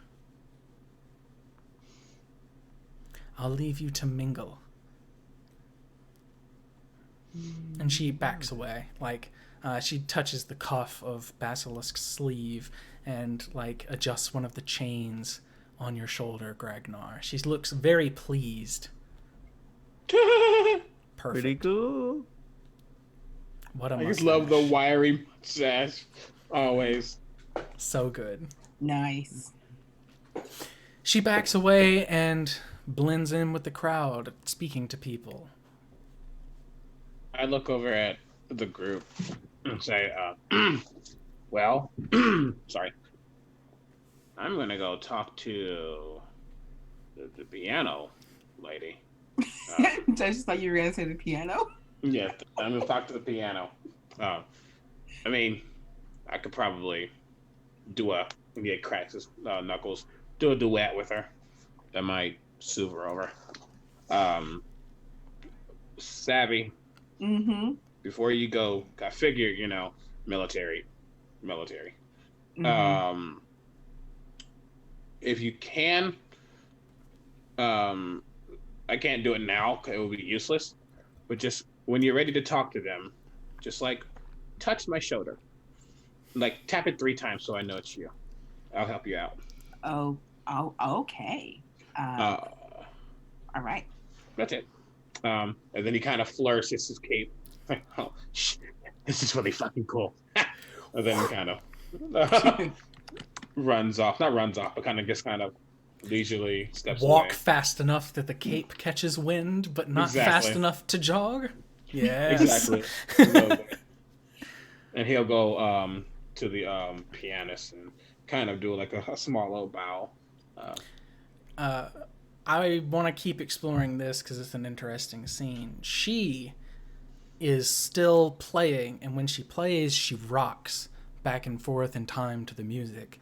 And you can see that the front of her gown is also quite exposed at the belly and the middle of the chest, held with just a thin strip of cloth, the exact same porcelain white color as her skin. And when she's moving, her loose hair is sliding over her shoulders and kind of tapping against the piano as well as she's playing. And she cuts her eyes at you, not looking at the keys, and continues to play. Have I heard what she's playing before? Roll me a history check. That's actually not bad. That's a 19. Yes, this is a ballad piece from a far-off land called Sossal. Sossal. Mm-hmm. Sossal. It is called the Land of Winter. The people there are also this kind of icy, snowy individuals. The piece is called Sosal, not the place. The place is called Sosal. This God. piece has a name. It's like key number 4. You know, they Great. don't name it anything that's worth a shit. Cool. And is there any space on the stool thing that she's sitting on? Not stool, but bench. It is a bench. bench. Yes. Yeah. There I'm trying to think. What's it called? Bench. There would be space for you if she slid over. Yeah. So if you're trying to make a gesture for her to do so, well, as she looks over, I would say, "Mind if I join? I'm pretty good at this. I know that one. Figure, might as well spice it up a little bit." She narrows her eyes a little and is still playing, and she stands as she's playing. Oof. And steps a little over so that her hands are off center now, and is playing with thumb and middle finger instead of pointer finger and thumb, and strumming out the same tune, and sits almost as like she's daring you, knowing that such a transition is so difficult. But she opens up enough space for you to sit and take over her other part. They don't call me the spectacle for nothing. As he goes to sit down. And as I sit, I thaumaturge the first couple of notes to it's almost like a guide for myself in a way. But then I start to play. I am a performer. Okay. Roll performance. Wow, that's not bad at all. Ooh, yeah! Dirty 20. Okay. When you sit, Savvy, Basilisk, and Gragnar, what do you think? Good. You hear the first 2 notes as Specs sits down, this kind of echo, and then the 2 of them begin to play. It is not perfectly on sync, but within the first 10 notes, it syncs up perfectly. And of course, you start to add the flourishes to the end. Now you have a hand free. You're hitting all those notes and holding them a little longer than you would have to otherwise.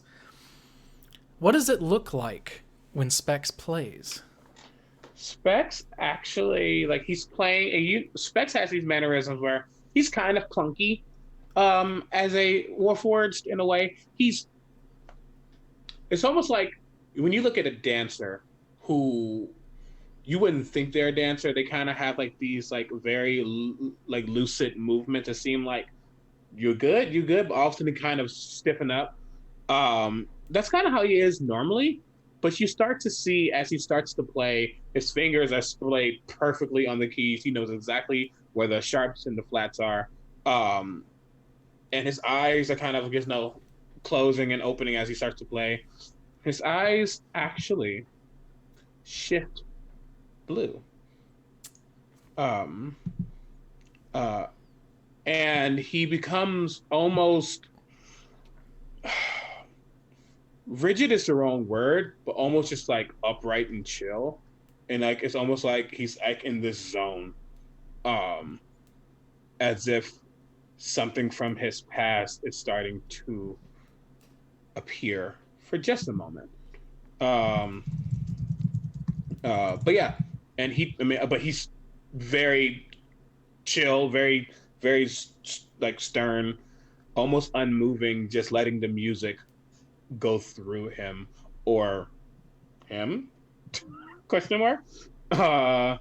Yes. There's a awesome. moment then, this sharp contrast. Specs is bright and golden, colorful, loud, boisterous, tall, regal almost is what I'm hearing you describe, with this straight back and this perfect posture.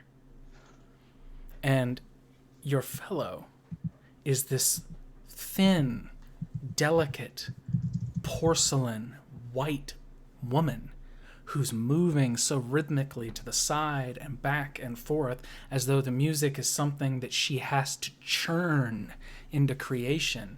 And it's so powerful and emotional in that way. And the disparity between the two strikes the entire room. And then the song reaches its conclusion a few minutes later with this, and the two of you put your hands off the keys on the edge of the piano as normal, and the room snaps applause. And you realize that everyone has dropped off their conversations to pay attention to what has happened. And they're all looking at you. Even your companions get caught up in this moment.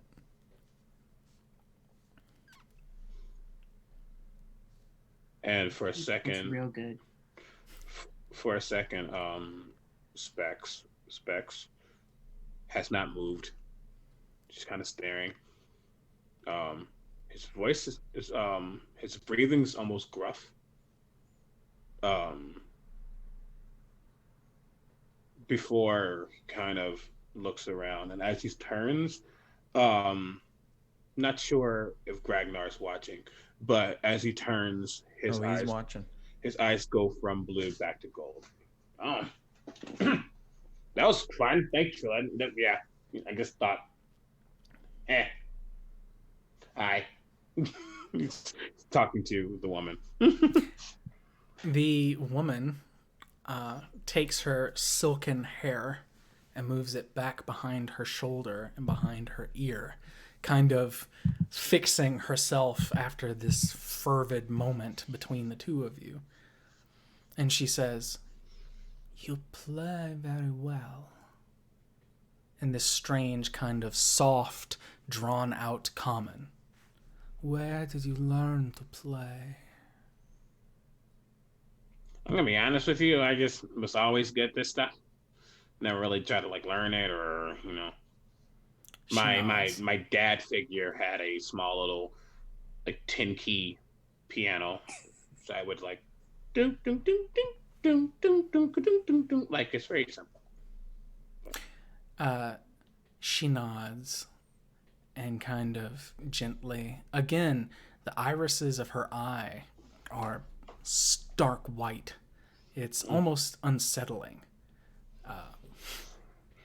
It's almost unsettling just how monochrome she is.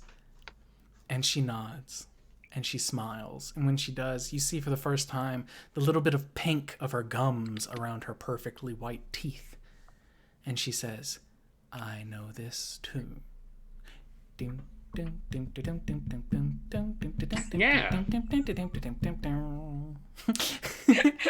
I thought my dad figure made that up.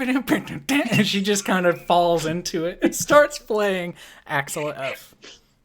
Oh gosh. She also will say over the sound of the piano, as she's obviously been commissioned to play for the entire night, she says over the sound of the piano that her name is Sachine. Sachine Devois. Devois. Oof. Oof. If Specs wasn't a robot. Cool. Nice to meet you.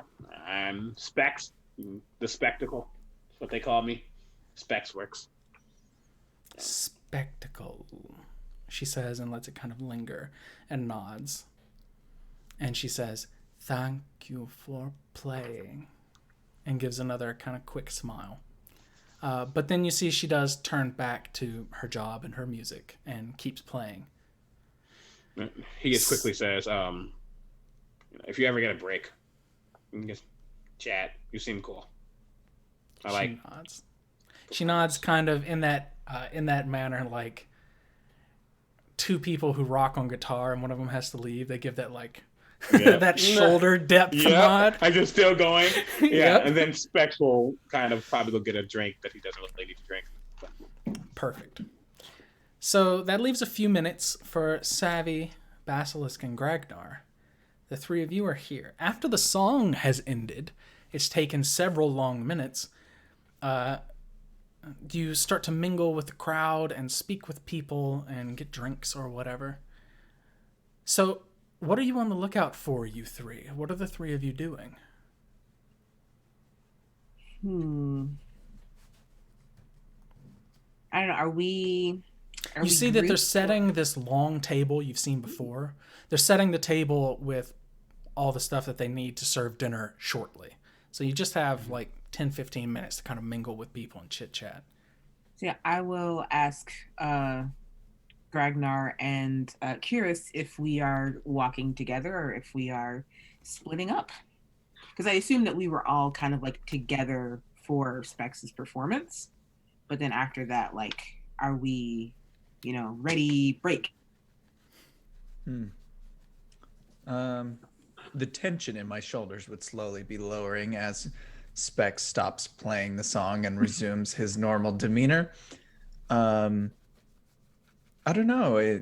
Gragnar would probably ask if you all have anything you need help with while you're here. Do it like while we're waiting for, this person to talk to us. Is there anyone you all need us to talk to? Not in particular. Well, not today, but sometime soon we'll have to go meet someone.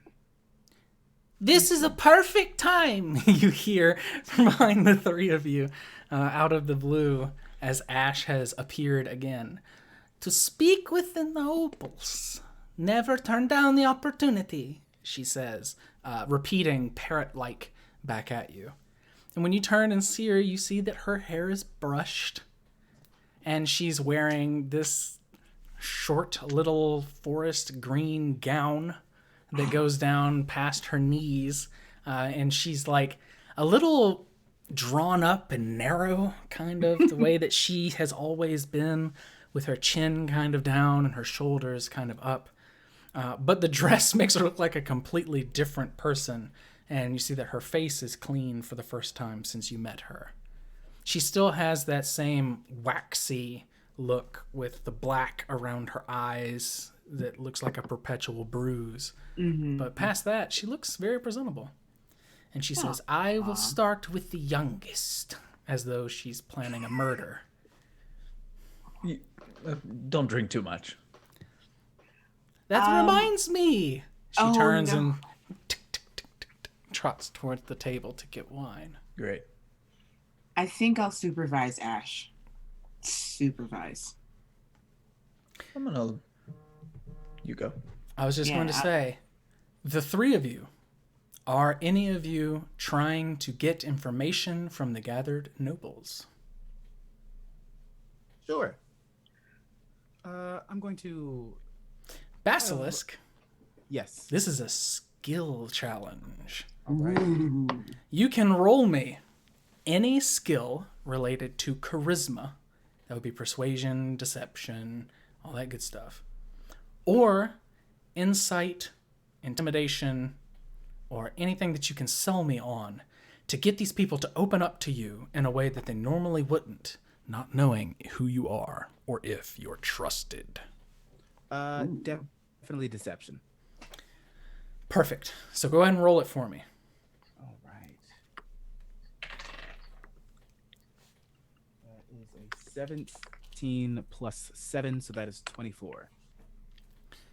In this first brisk conversation with a human woman in her later years, you hear the Nessark, the mayor of this place, has gotten word that her cousin, Sade Redstream, was murdered aboard some vessel bound to Vasa. People are talking about espionage, maybe even war. She's not taking it lightly, not at all. That's terrible. I think, if you're wise, you'll put stock into some of these mercenaries running around. Their services, they'll go up if war begins. And she just raises her eyebrows and nods and gives that glass tilt like she's toasting you, and then scuttles off for another conversation. Gragnar, your turn. Yeah, I would most definitely like to get some information, specifically if there's anything that's like the equivalent of an oil driller, like a bigwig Texas oil driller in these nobles. I would like to know that person. What are you rolling to try and get this information from them? I think Ragnar is a person who kind of watches and listens, and maybe I probably would like to use insight to kind of get an idea of what they like, and then bring that up in a conversation. That sounds perfect. Go ahead and roll it for me. Okay. I have a +4. I got a 13, so that's a 17. Very nice. It doesn't take you very long at all to be pointed in the direction of an individual. Is a dwarven man, actually, with a big, scruffy, gray salt and pepper beard. And through the course of the conversation comes the topic of sales. He says, I don't know who exactly bought it, but someone bought the rights to Hollymound Regret. That's that old collapsed mine beneath the quarry. Heard that they paid in gemstones size of robin's eggs. Wow. Who would pay with such precious stones for that old misbegotten thought? I have no clue. But you mark my words, something's coming out of those mines sooner or later. Curious. Very curious. He says conspiratorially and leans in. You can't always trust these tall folk. Just the other day, I heard a salami seller talking about sinking the city by collapsing all the tunnels. Idiots. All of them don't know a thing about mining. No, wouldn't understand the first thing about a cave-in. Never been there. Been there too! And the two of you share kind of a raucous moment. Savvy. Yes. Am I muted? I'm not muted. Okay. You're not muted. No. What would you like to roll? Let's see. What would I like to roll? I'm going to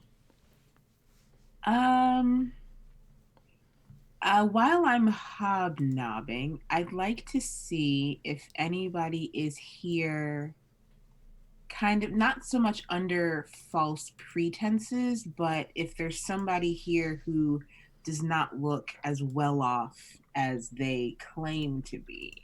So like somebody who's in like the last stages of their fortune, who's maybe trying to look Or for the a new early patron. budding stages of their fortune? Yes. Yeah. Absolutely. There are more than a few here. All right. So what would that be? Depends on how you're coming at the conversation. Hmm. You can do any of the charismas. You can do insight. You can do straight intelligence if you think that would help. I'll do. Let's see. I think this would be perception because I wouldn't like walk up to somebody and like actually like investigate their clothes. Yeah. No, I like that.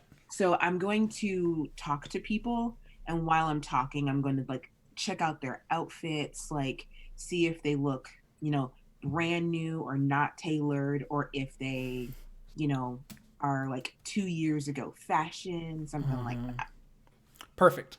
Roll it. And as we talked about, I'm going to Specs. Just during this entire moment, Yes. Specs noticing that with his high enough perception, he can see that Savvy's actually like intent, fully looking around in a way. So he'll kind of brush her and just tap her shoulder and put guidance on her. Hey, guidance. All right. That is perception. That's a 9 plus. It's a 16. 16 is exactly what you need. Ooh. This person is a half-elven woman who seems to be an heiress of some sort, but doesn't know how to move her money correctly. You can kind of tell that by the way she's dressed, the way she's standing, the way that she's not quite engaging in every conversation, just kind of touching base with people and spreading little rumors and conjecture. Mm-hmm. And she seems to be a bit of a gossip. In the conversation, she tells you two things. The first is of little consequence, but it may strike your interest. She says, Do you remember that gladiator, Branwen Batterblade? He was renowned here if you never saw him, but I watched him best 4 armed men in the streets alone and with no arms or armor. His bare hands he beat them, watchblades all. I heard that the exceptional thing is that the Nessark has hired him for some kind of dark task. I think she wants somebody dead. And then I'm going to hook my arm in hers and just walk with her. As your friendship kind of buds, dinner is starting to be brought out and the meal is about to begin. She confides in you one more thing, and she says, I think it's only a matter of time before I get a seat on the Five's council. Did you know that there are 2 seats open? Now that Lady Valhurst is dead and Lord Valhurst, the 2 of them have vacant seats, and the only person that was going to take it, Tauk Viprin. He found himself dead too, now didn't he? Ooh. There's only a few people vying for that seat, and I think if I move fast enough, Savannah, I think I can get a seat on that council, either this year or next. As long as I can beat out Corden Mott. He's that dwarven merchant who brings those exotic things from the Underdark. I have no idea how he would get a seat, but I hear he's next in line. Yes, indeed. And she kind of taps the side of her nose like, this is between us. And I tap the other side of my nose and I wink at her. Having had good conversation with you as you part, she does the kiss cheek thing and then goes around to her seat at the table. Excellent. My fingers are itching for a pen, but she maintains composure and there will be dinner.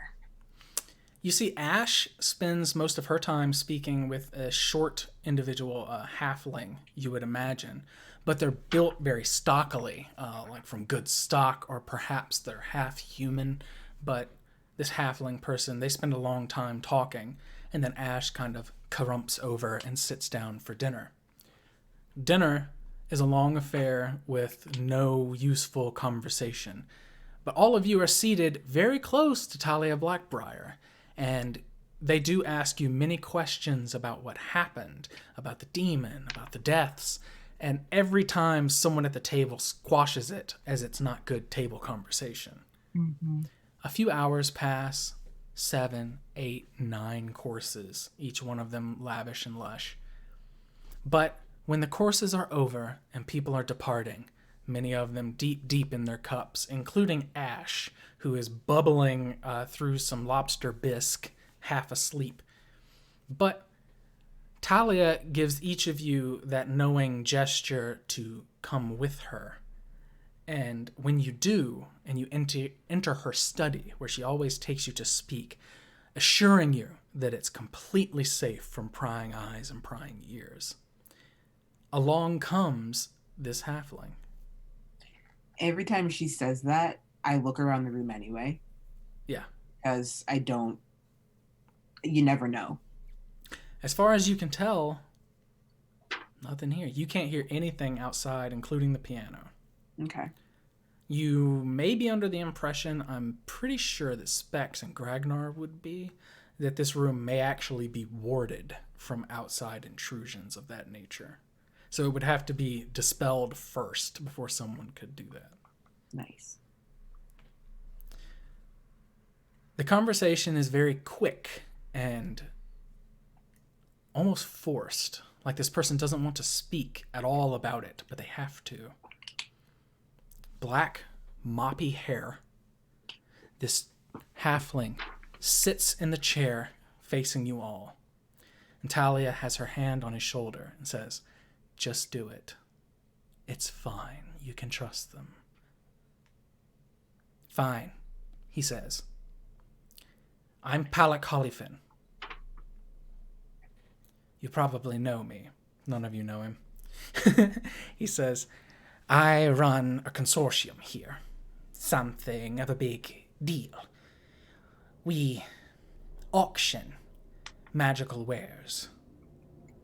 Many of them are bought up by merchants. Many of them are useful in that way, but I need you," he says, kind of trying to pull the words out of his stomach.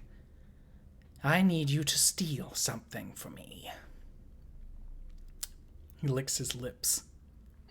And he looks at Talia. Talia nods. And when none of you balk, he raises his eyebrows and then continues. I lick my lips back. He licks his louder. He says, "I need you to steal a relic. Ancient, very powerful, very dangerous relic. It is called the Chest of the Restless Dead. It's as bad as its name implies." Yeah, I was just making about to ask. What's inside of this chest? You just want the chest itself? You want something in it? The You want, like, chest a piece of the chest? itself is magical and very powerful, very dangerous. What do you know about it? Everything. What do I know about it? Right. Make a history What check. do we know about it? Oh, that depends. Do you want to know what it does, or do you want to know where it's from, or what? How I want to know what about it does. how about you roll the Arcana, I'll roll the history. Who? Who's you? Specs, you roll the Arcana, I'll roll the Okay. history. Yeah, that's fine. Yeah, they both have the same. Oh, mine too. That's a 12. And an 18 for me. So, Specs, you rolled Arcana. You would know that this is a magical artifact, which means it's very, very powerful. And you know that it was created by worshippers of a god of death.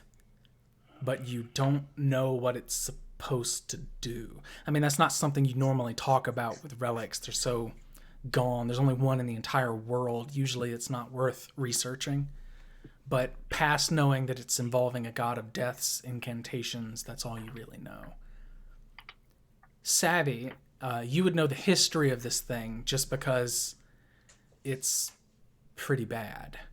A cabal of cultists loyal to Orcus, the Prince of Undeath, actually made this kind of as an homage to him, to try and breach the gap between here and Orcus's realm, to draw him out.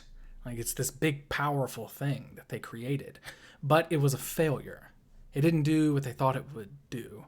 Instead, it killed them and many, many, many innocent people. After that, it was absconded, taken, stolen, sold. It's been passed hand to hand for ages and ages. What the hell do you want with this? He says, "I want it to never be used, ever, by anyone. I want it to be under lock and key and put away, that I can stop staying up at night thinking about it." So if it's not under lock and key now, It is. where is it? It is under lock and key. Can I, as he's saying this, I'm looking for ticks because So am I. for him to be so interested and then saying that specifically, I just want to make sure this is true. Especially because someone who deals with undeath a lot. I just want to make sure that he's not lying. Why don't all four of you, since you all seem interested, roll me insight checks?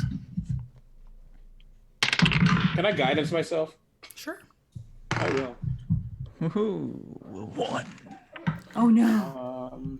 Great. Here's the lip licking. I'm just so fixated. Fair. So distracting. That is a 24. Wow. It's a 15 for me. 7. I mean, So most of you, he seems so panicked that it's hard to read him at all. He really does seem kind of put on the back foot by this. Specs, you see beyond that. He's not just panicked. He's vexed. He is completely at his wit's end. Like, whatever this is haunting him day and night. And it seems way too personal for him to just have an interest in getting away from it. but you look, I'm gonna be honest with you. And I look around, I scan the room. We are all very good at what we do, including one more who's not here. Very good. If you want us to go find this thing that sounds a lot more dangerous than even you probably think it is, you need to be completely honest with us. AKA, why are you so enraptured with this chest? He smears his hand across his greasy face, starting to sweat at this conversation. And he says, I need you to steal it from my home. I've had it in my possession for, he thinks for a long moment, 3 months, waiting for this auction, waiting to put it up for bid. It's not mine, you see. I'm selling it for the patron, for the person who gave it to me to sell. If I just throw it away, if I destroy it, then my family is ruined. These auctions are my life. These auctions are our lifeblood, he says. And he's starting to sound a little frantic. And he's like, but every waking moment I think of this thing, this evil thing sitting in my home, in my vault. I don't want anyone to ever open it. Ever. And you see that tears are starting to stream down his face to his lips. And he says it again. Ever open it. I hand him a handkerchief. He takes it. And he wipes his face again. And he says, I don't know what to do. I am certain I will be outbid. I know it. People are coming from across the continent just for this item. I don't have the coin, or I would just win it in the auction and destroy it or bury it somewhere. So you don't want anyone else to have it. You would rather us take it away unknowingly, so it's just gone. I would have you be my security at the auction. I've not hired anyone yet. I'll hire you. You will be my security, and you can... He swallows hard. You can steal it there. When it's not under guard, when I won't be implicated at my home. I'll buy something else at the auction for you. I will help you win something that draws your attention. I can't sell this and live afterward. I can't imagine someone using this thing. I don't know who else to ask. And I know that if my reputation were tarnished, I would be ruined. 100 years we've been holding auctions like this, my family and my family's family. It would destroy us. We would be impeding commerce. And he gestures with his hands, like, you all know how bad that would be. They would take everything I've ever owned would go to the city and would be divvied up among the merchants. I would be destitute, my family. All right. We get the life story. So this is dangerous, but who would we give it? Who can we trust to harbor this? When you take it, you can bring it back to me. Afterwards, I will dispose of the thing. I'll bury it in the family crypts, or I'll give it to a wizard to see if they can destroy it. It's not your burden to keep this thing, or to destroy it, or anything. We just have to make sure that you don't have it legally. Yes. You must have a killer insurance policy out on this thing. Right. He smiles. When and is says, this I auction? do have insurance. I'll use the money gained from the insurance to pay back the benefactor and to see to its destruction. He doesn't have another word. When is this auction? The day after tomorrow. Great. Okay. I tried to find other people. Talia says, no, it's fine.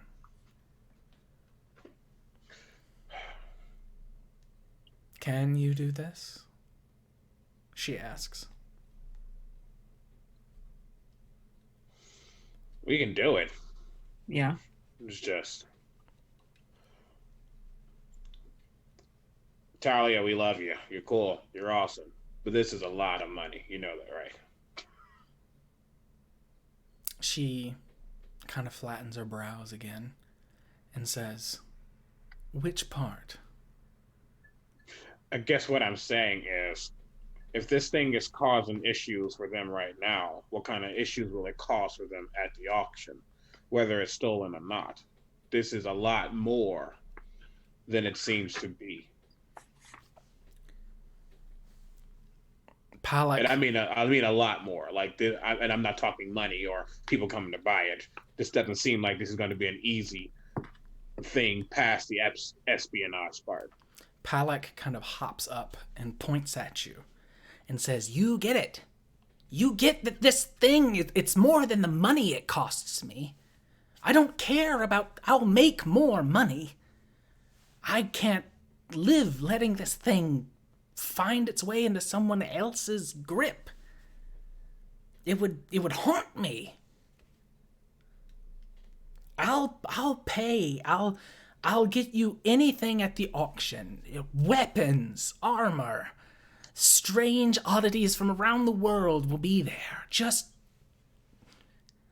I can't sell this thing to someone who would come here to buy it. If you can steal it and get it back to me unknown, I will sink it to the bottom of the ocean if I have to. I don't want it opened ever. I'm in. Specs looks at Basilisk and Gragnar. I believe it to be safe. It's been in the vault. I've been near it. I'm not harmed. But every time I can't shake the feeling that it's just evil.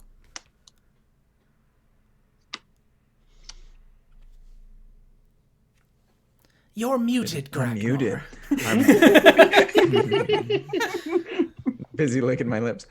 I'm worried we might not be the only ones present to steal this object if we just thinking that. Around the world, connections similar to this one, and no offense, sir, but I've seen nobles more desperate than you. It's why I thought you could be security. He's like rubbing his hands, like afraid that you might say no now. He says, I have 1,000 gold pieces that you can pay people. You pay your own security force, whoever you want, to come and make sure the venue is safe. Maybe one of you can make a distraction. Maybe the other could just pilfer it. I don't know, but... How were the items taken in and out? He says, I'll have all these details. I'll give them all to you. But you have to say you'll do it first. Please, he says again. I look at Basilisk. Wow, I'm about to say the same thing. Dad? Eyes turned to Basilisk. Mom said, yeah. What do you say, Dad? Literally. He's like sitting in the throne and hasn't changed facial expression. Right, I don't know what kind of read he's got. Specs is like, I know you can do some shit I can't do. Do you think this is plausible? Because if you don't, just saying. No, can't do it without you. Well, it's not that. It's just you're the one who can get in and out like butter. You're muted. All this time, James game. I've been talking this whole time. I haven't. I've been listening and making notes. I look at the employer. You want this thing no matter what it takes, correct? Yes. Okay. Sure. All right. I'd also like a list of the other auction items if you haven't. Some of them, at least.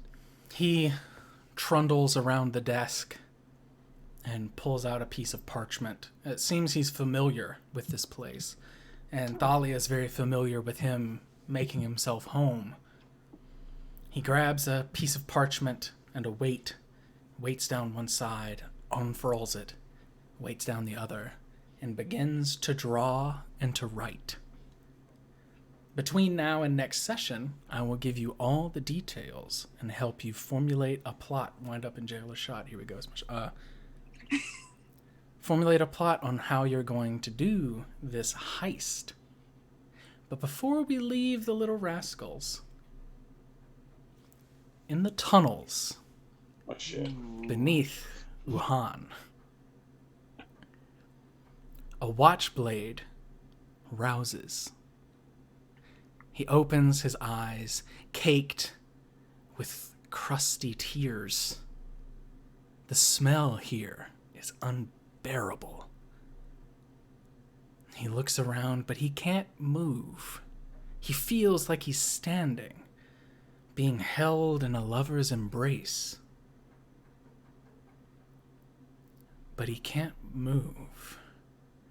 He tilts his eyes to the left and the right and sees that there's some fungus, some fleshy thing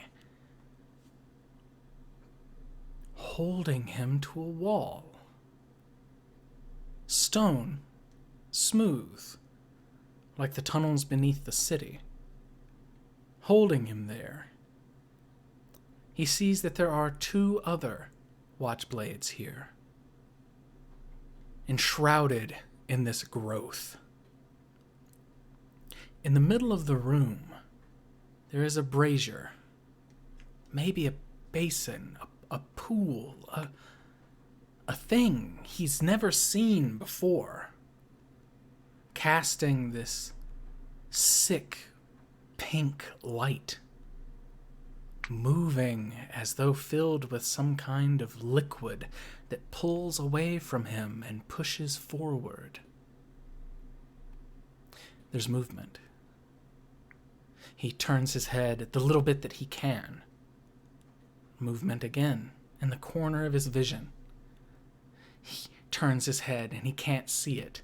He moves his eyes down and he notices it's not something in the room with him. There's something moving inside his eye. Nah. And that is where we're going to end our session this week. Nah. Oh. How is everyone? I know we went a little long. Sorry, That's chat. disgusting. But we did miss last week. I Okay. wanted to make it up to everybody. So we went just a JB. little bit long. Is that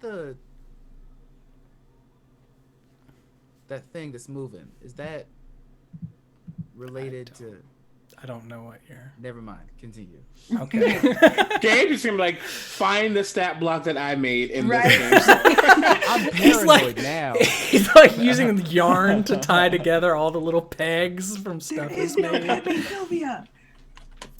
But thank you very much, chat, for coming and listening to our game. Oh man. So We are not going to keep you very long. We're just going to go around, primarily because I want you to go to bed, and also because it's 86 degrees in here right now, and I'm dying.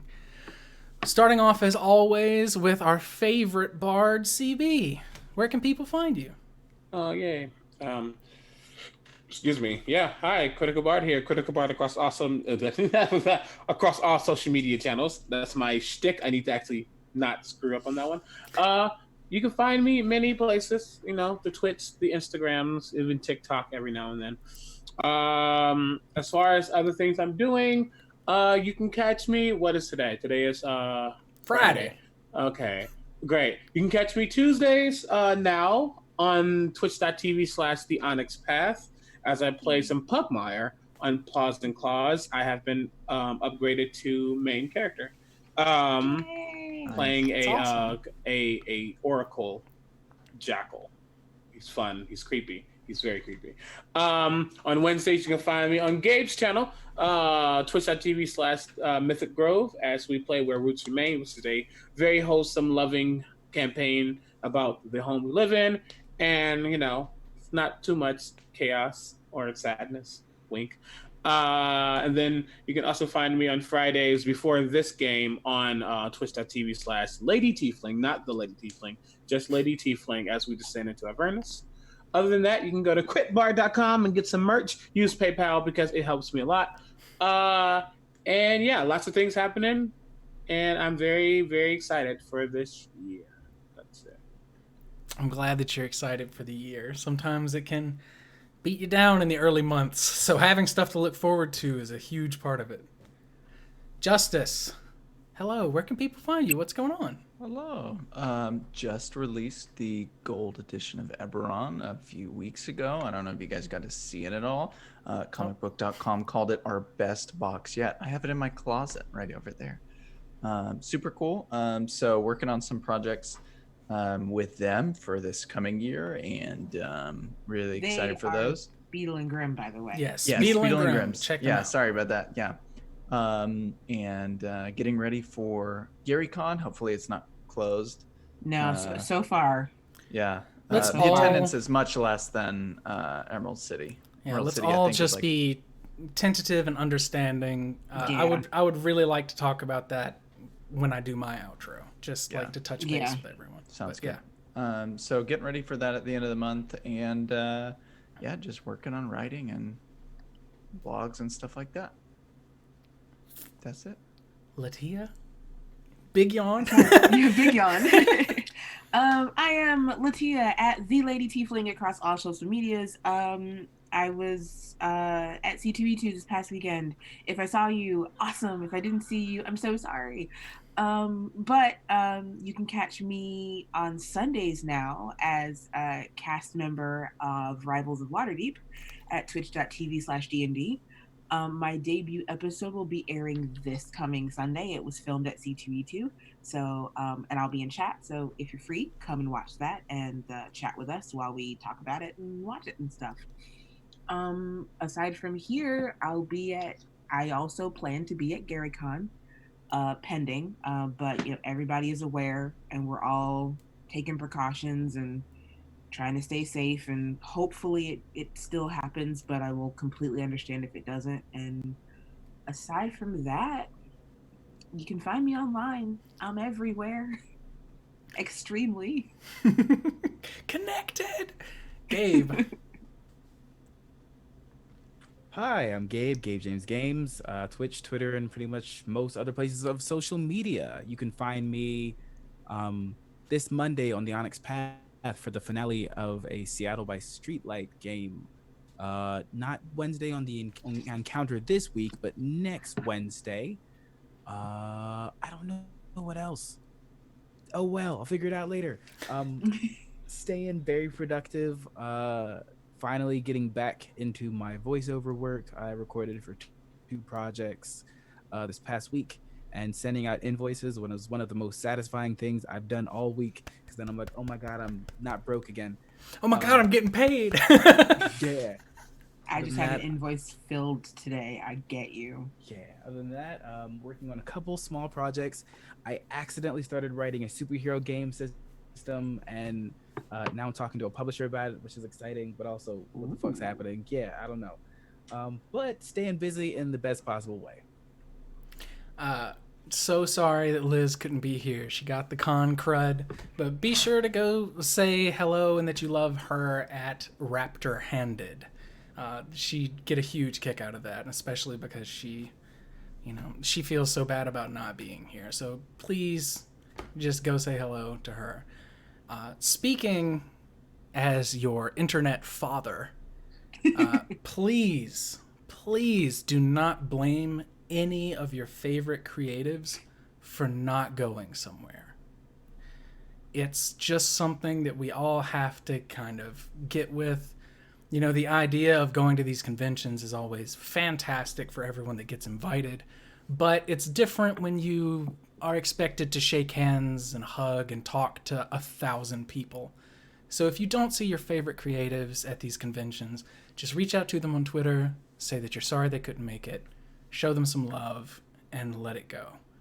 It sucks that you paid for a ticket to go see somebody, but all of us want to be there. We want to make your lives happy. We want to make you happy, but it's just not worth the risk for some people, especially people with compromised immune systems. If you need to talk about it or anything else, you can find me at Drop the Die. My DMs are bravely open, and I pay for it every day in the worst possible way. But I'll keep them open for as long as I can manage it. So come and say hello and take care of yourselves, okay? We'll see you either next week or the week after that. We'll see you in the future. Bye. Big yawns. Big yawn.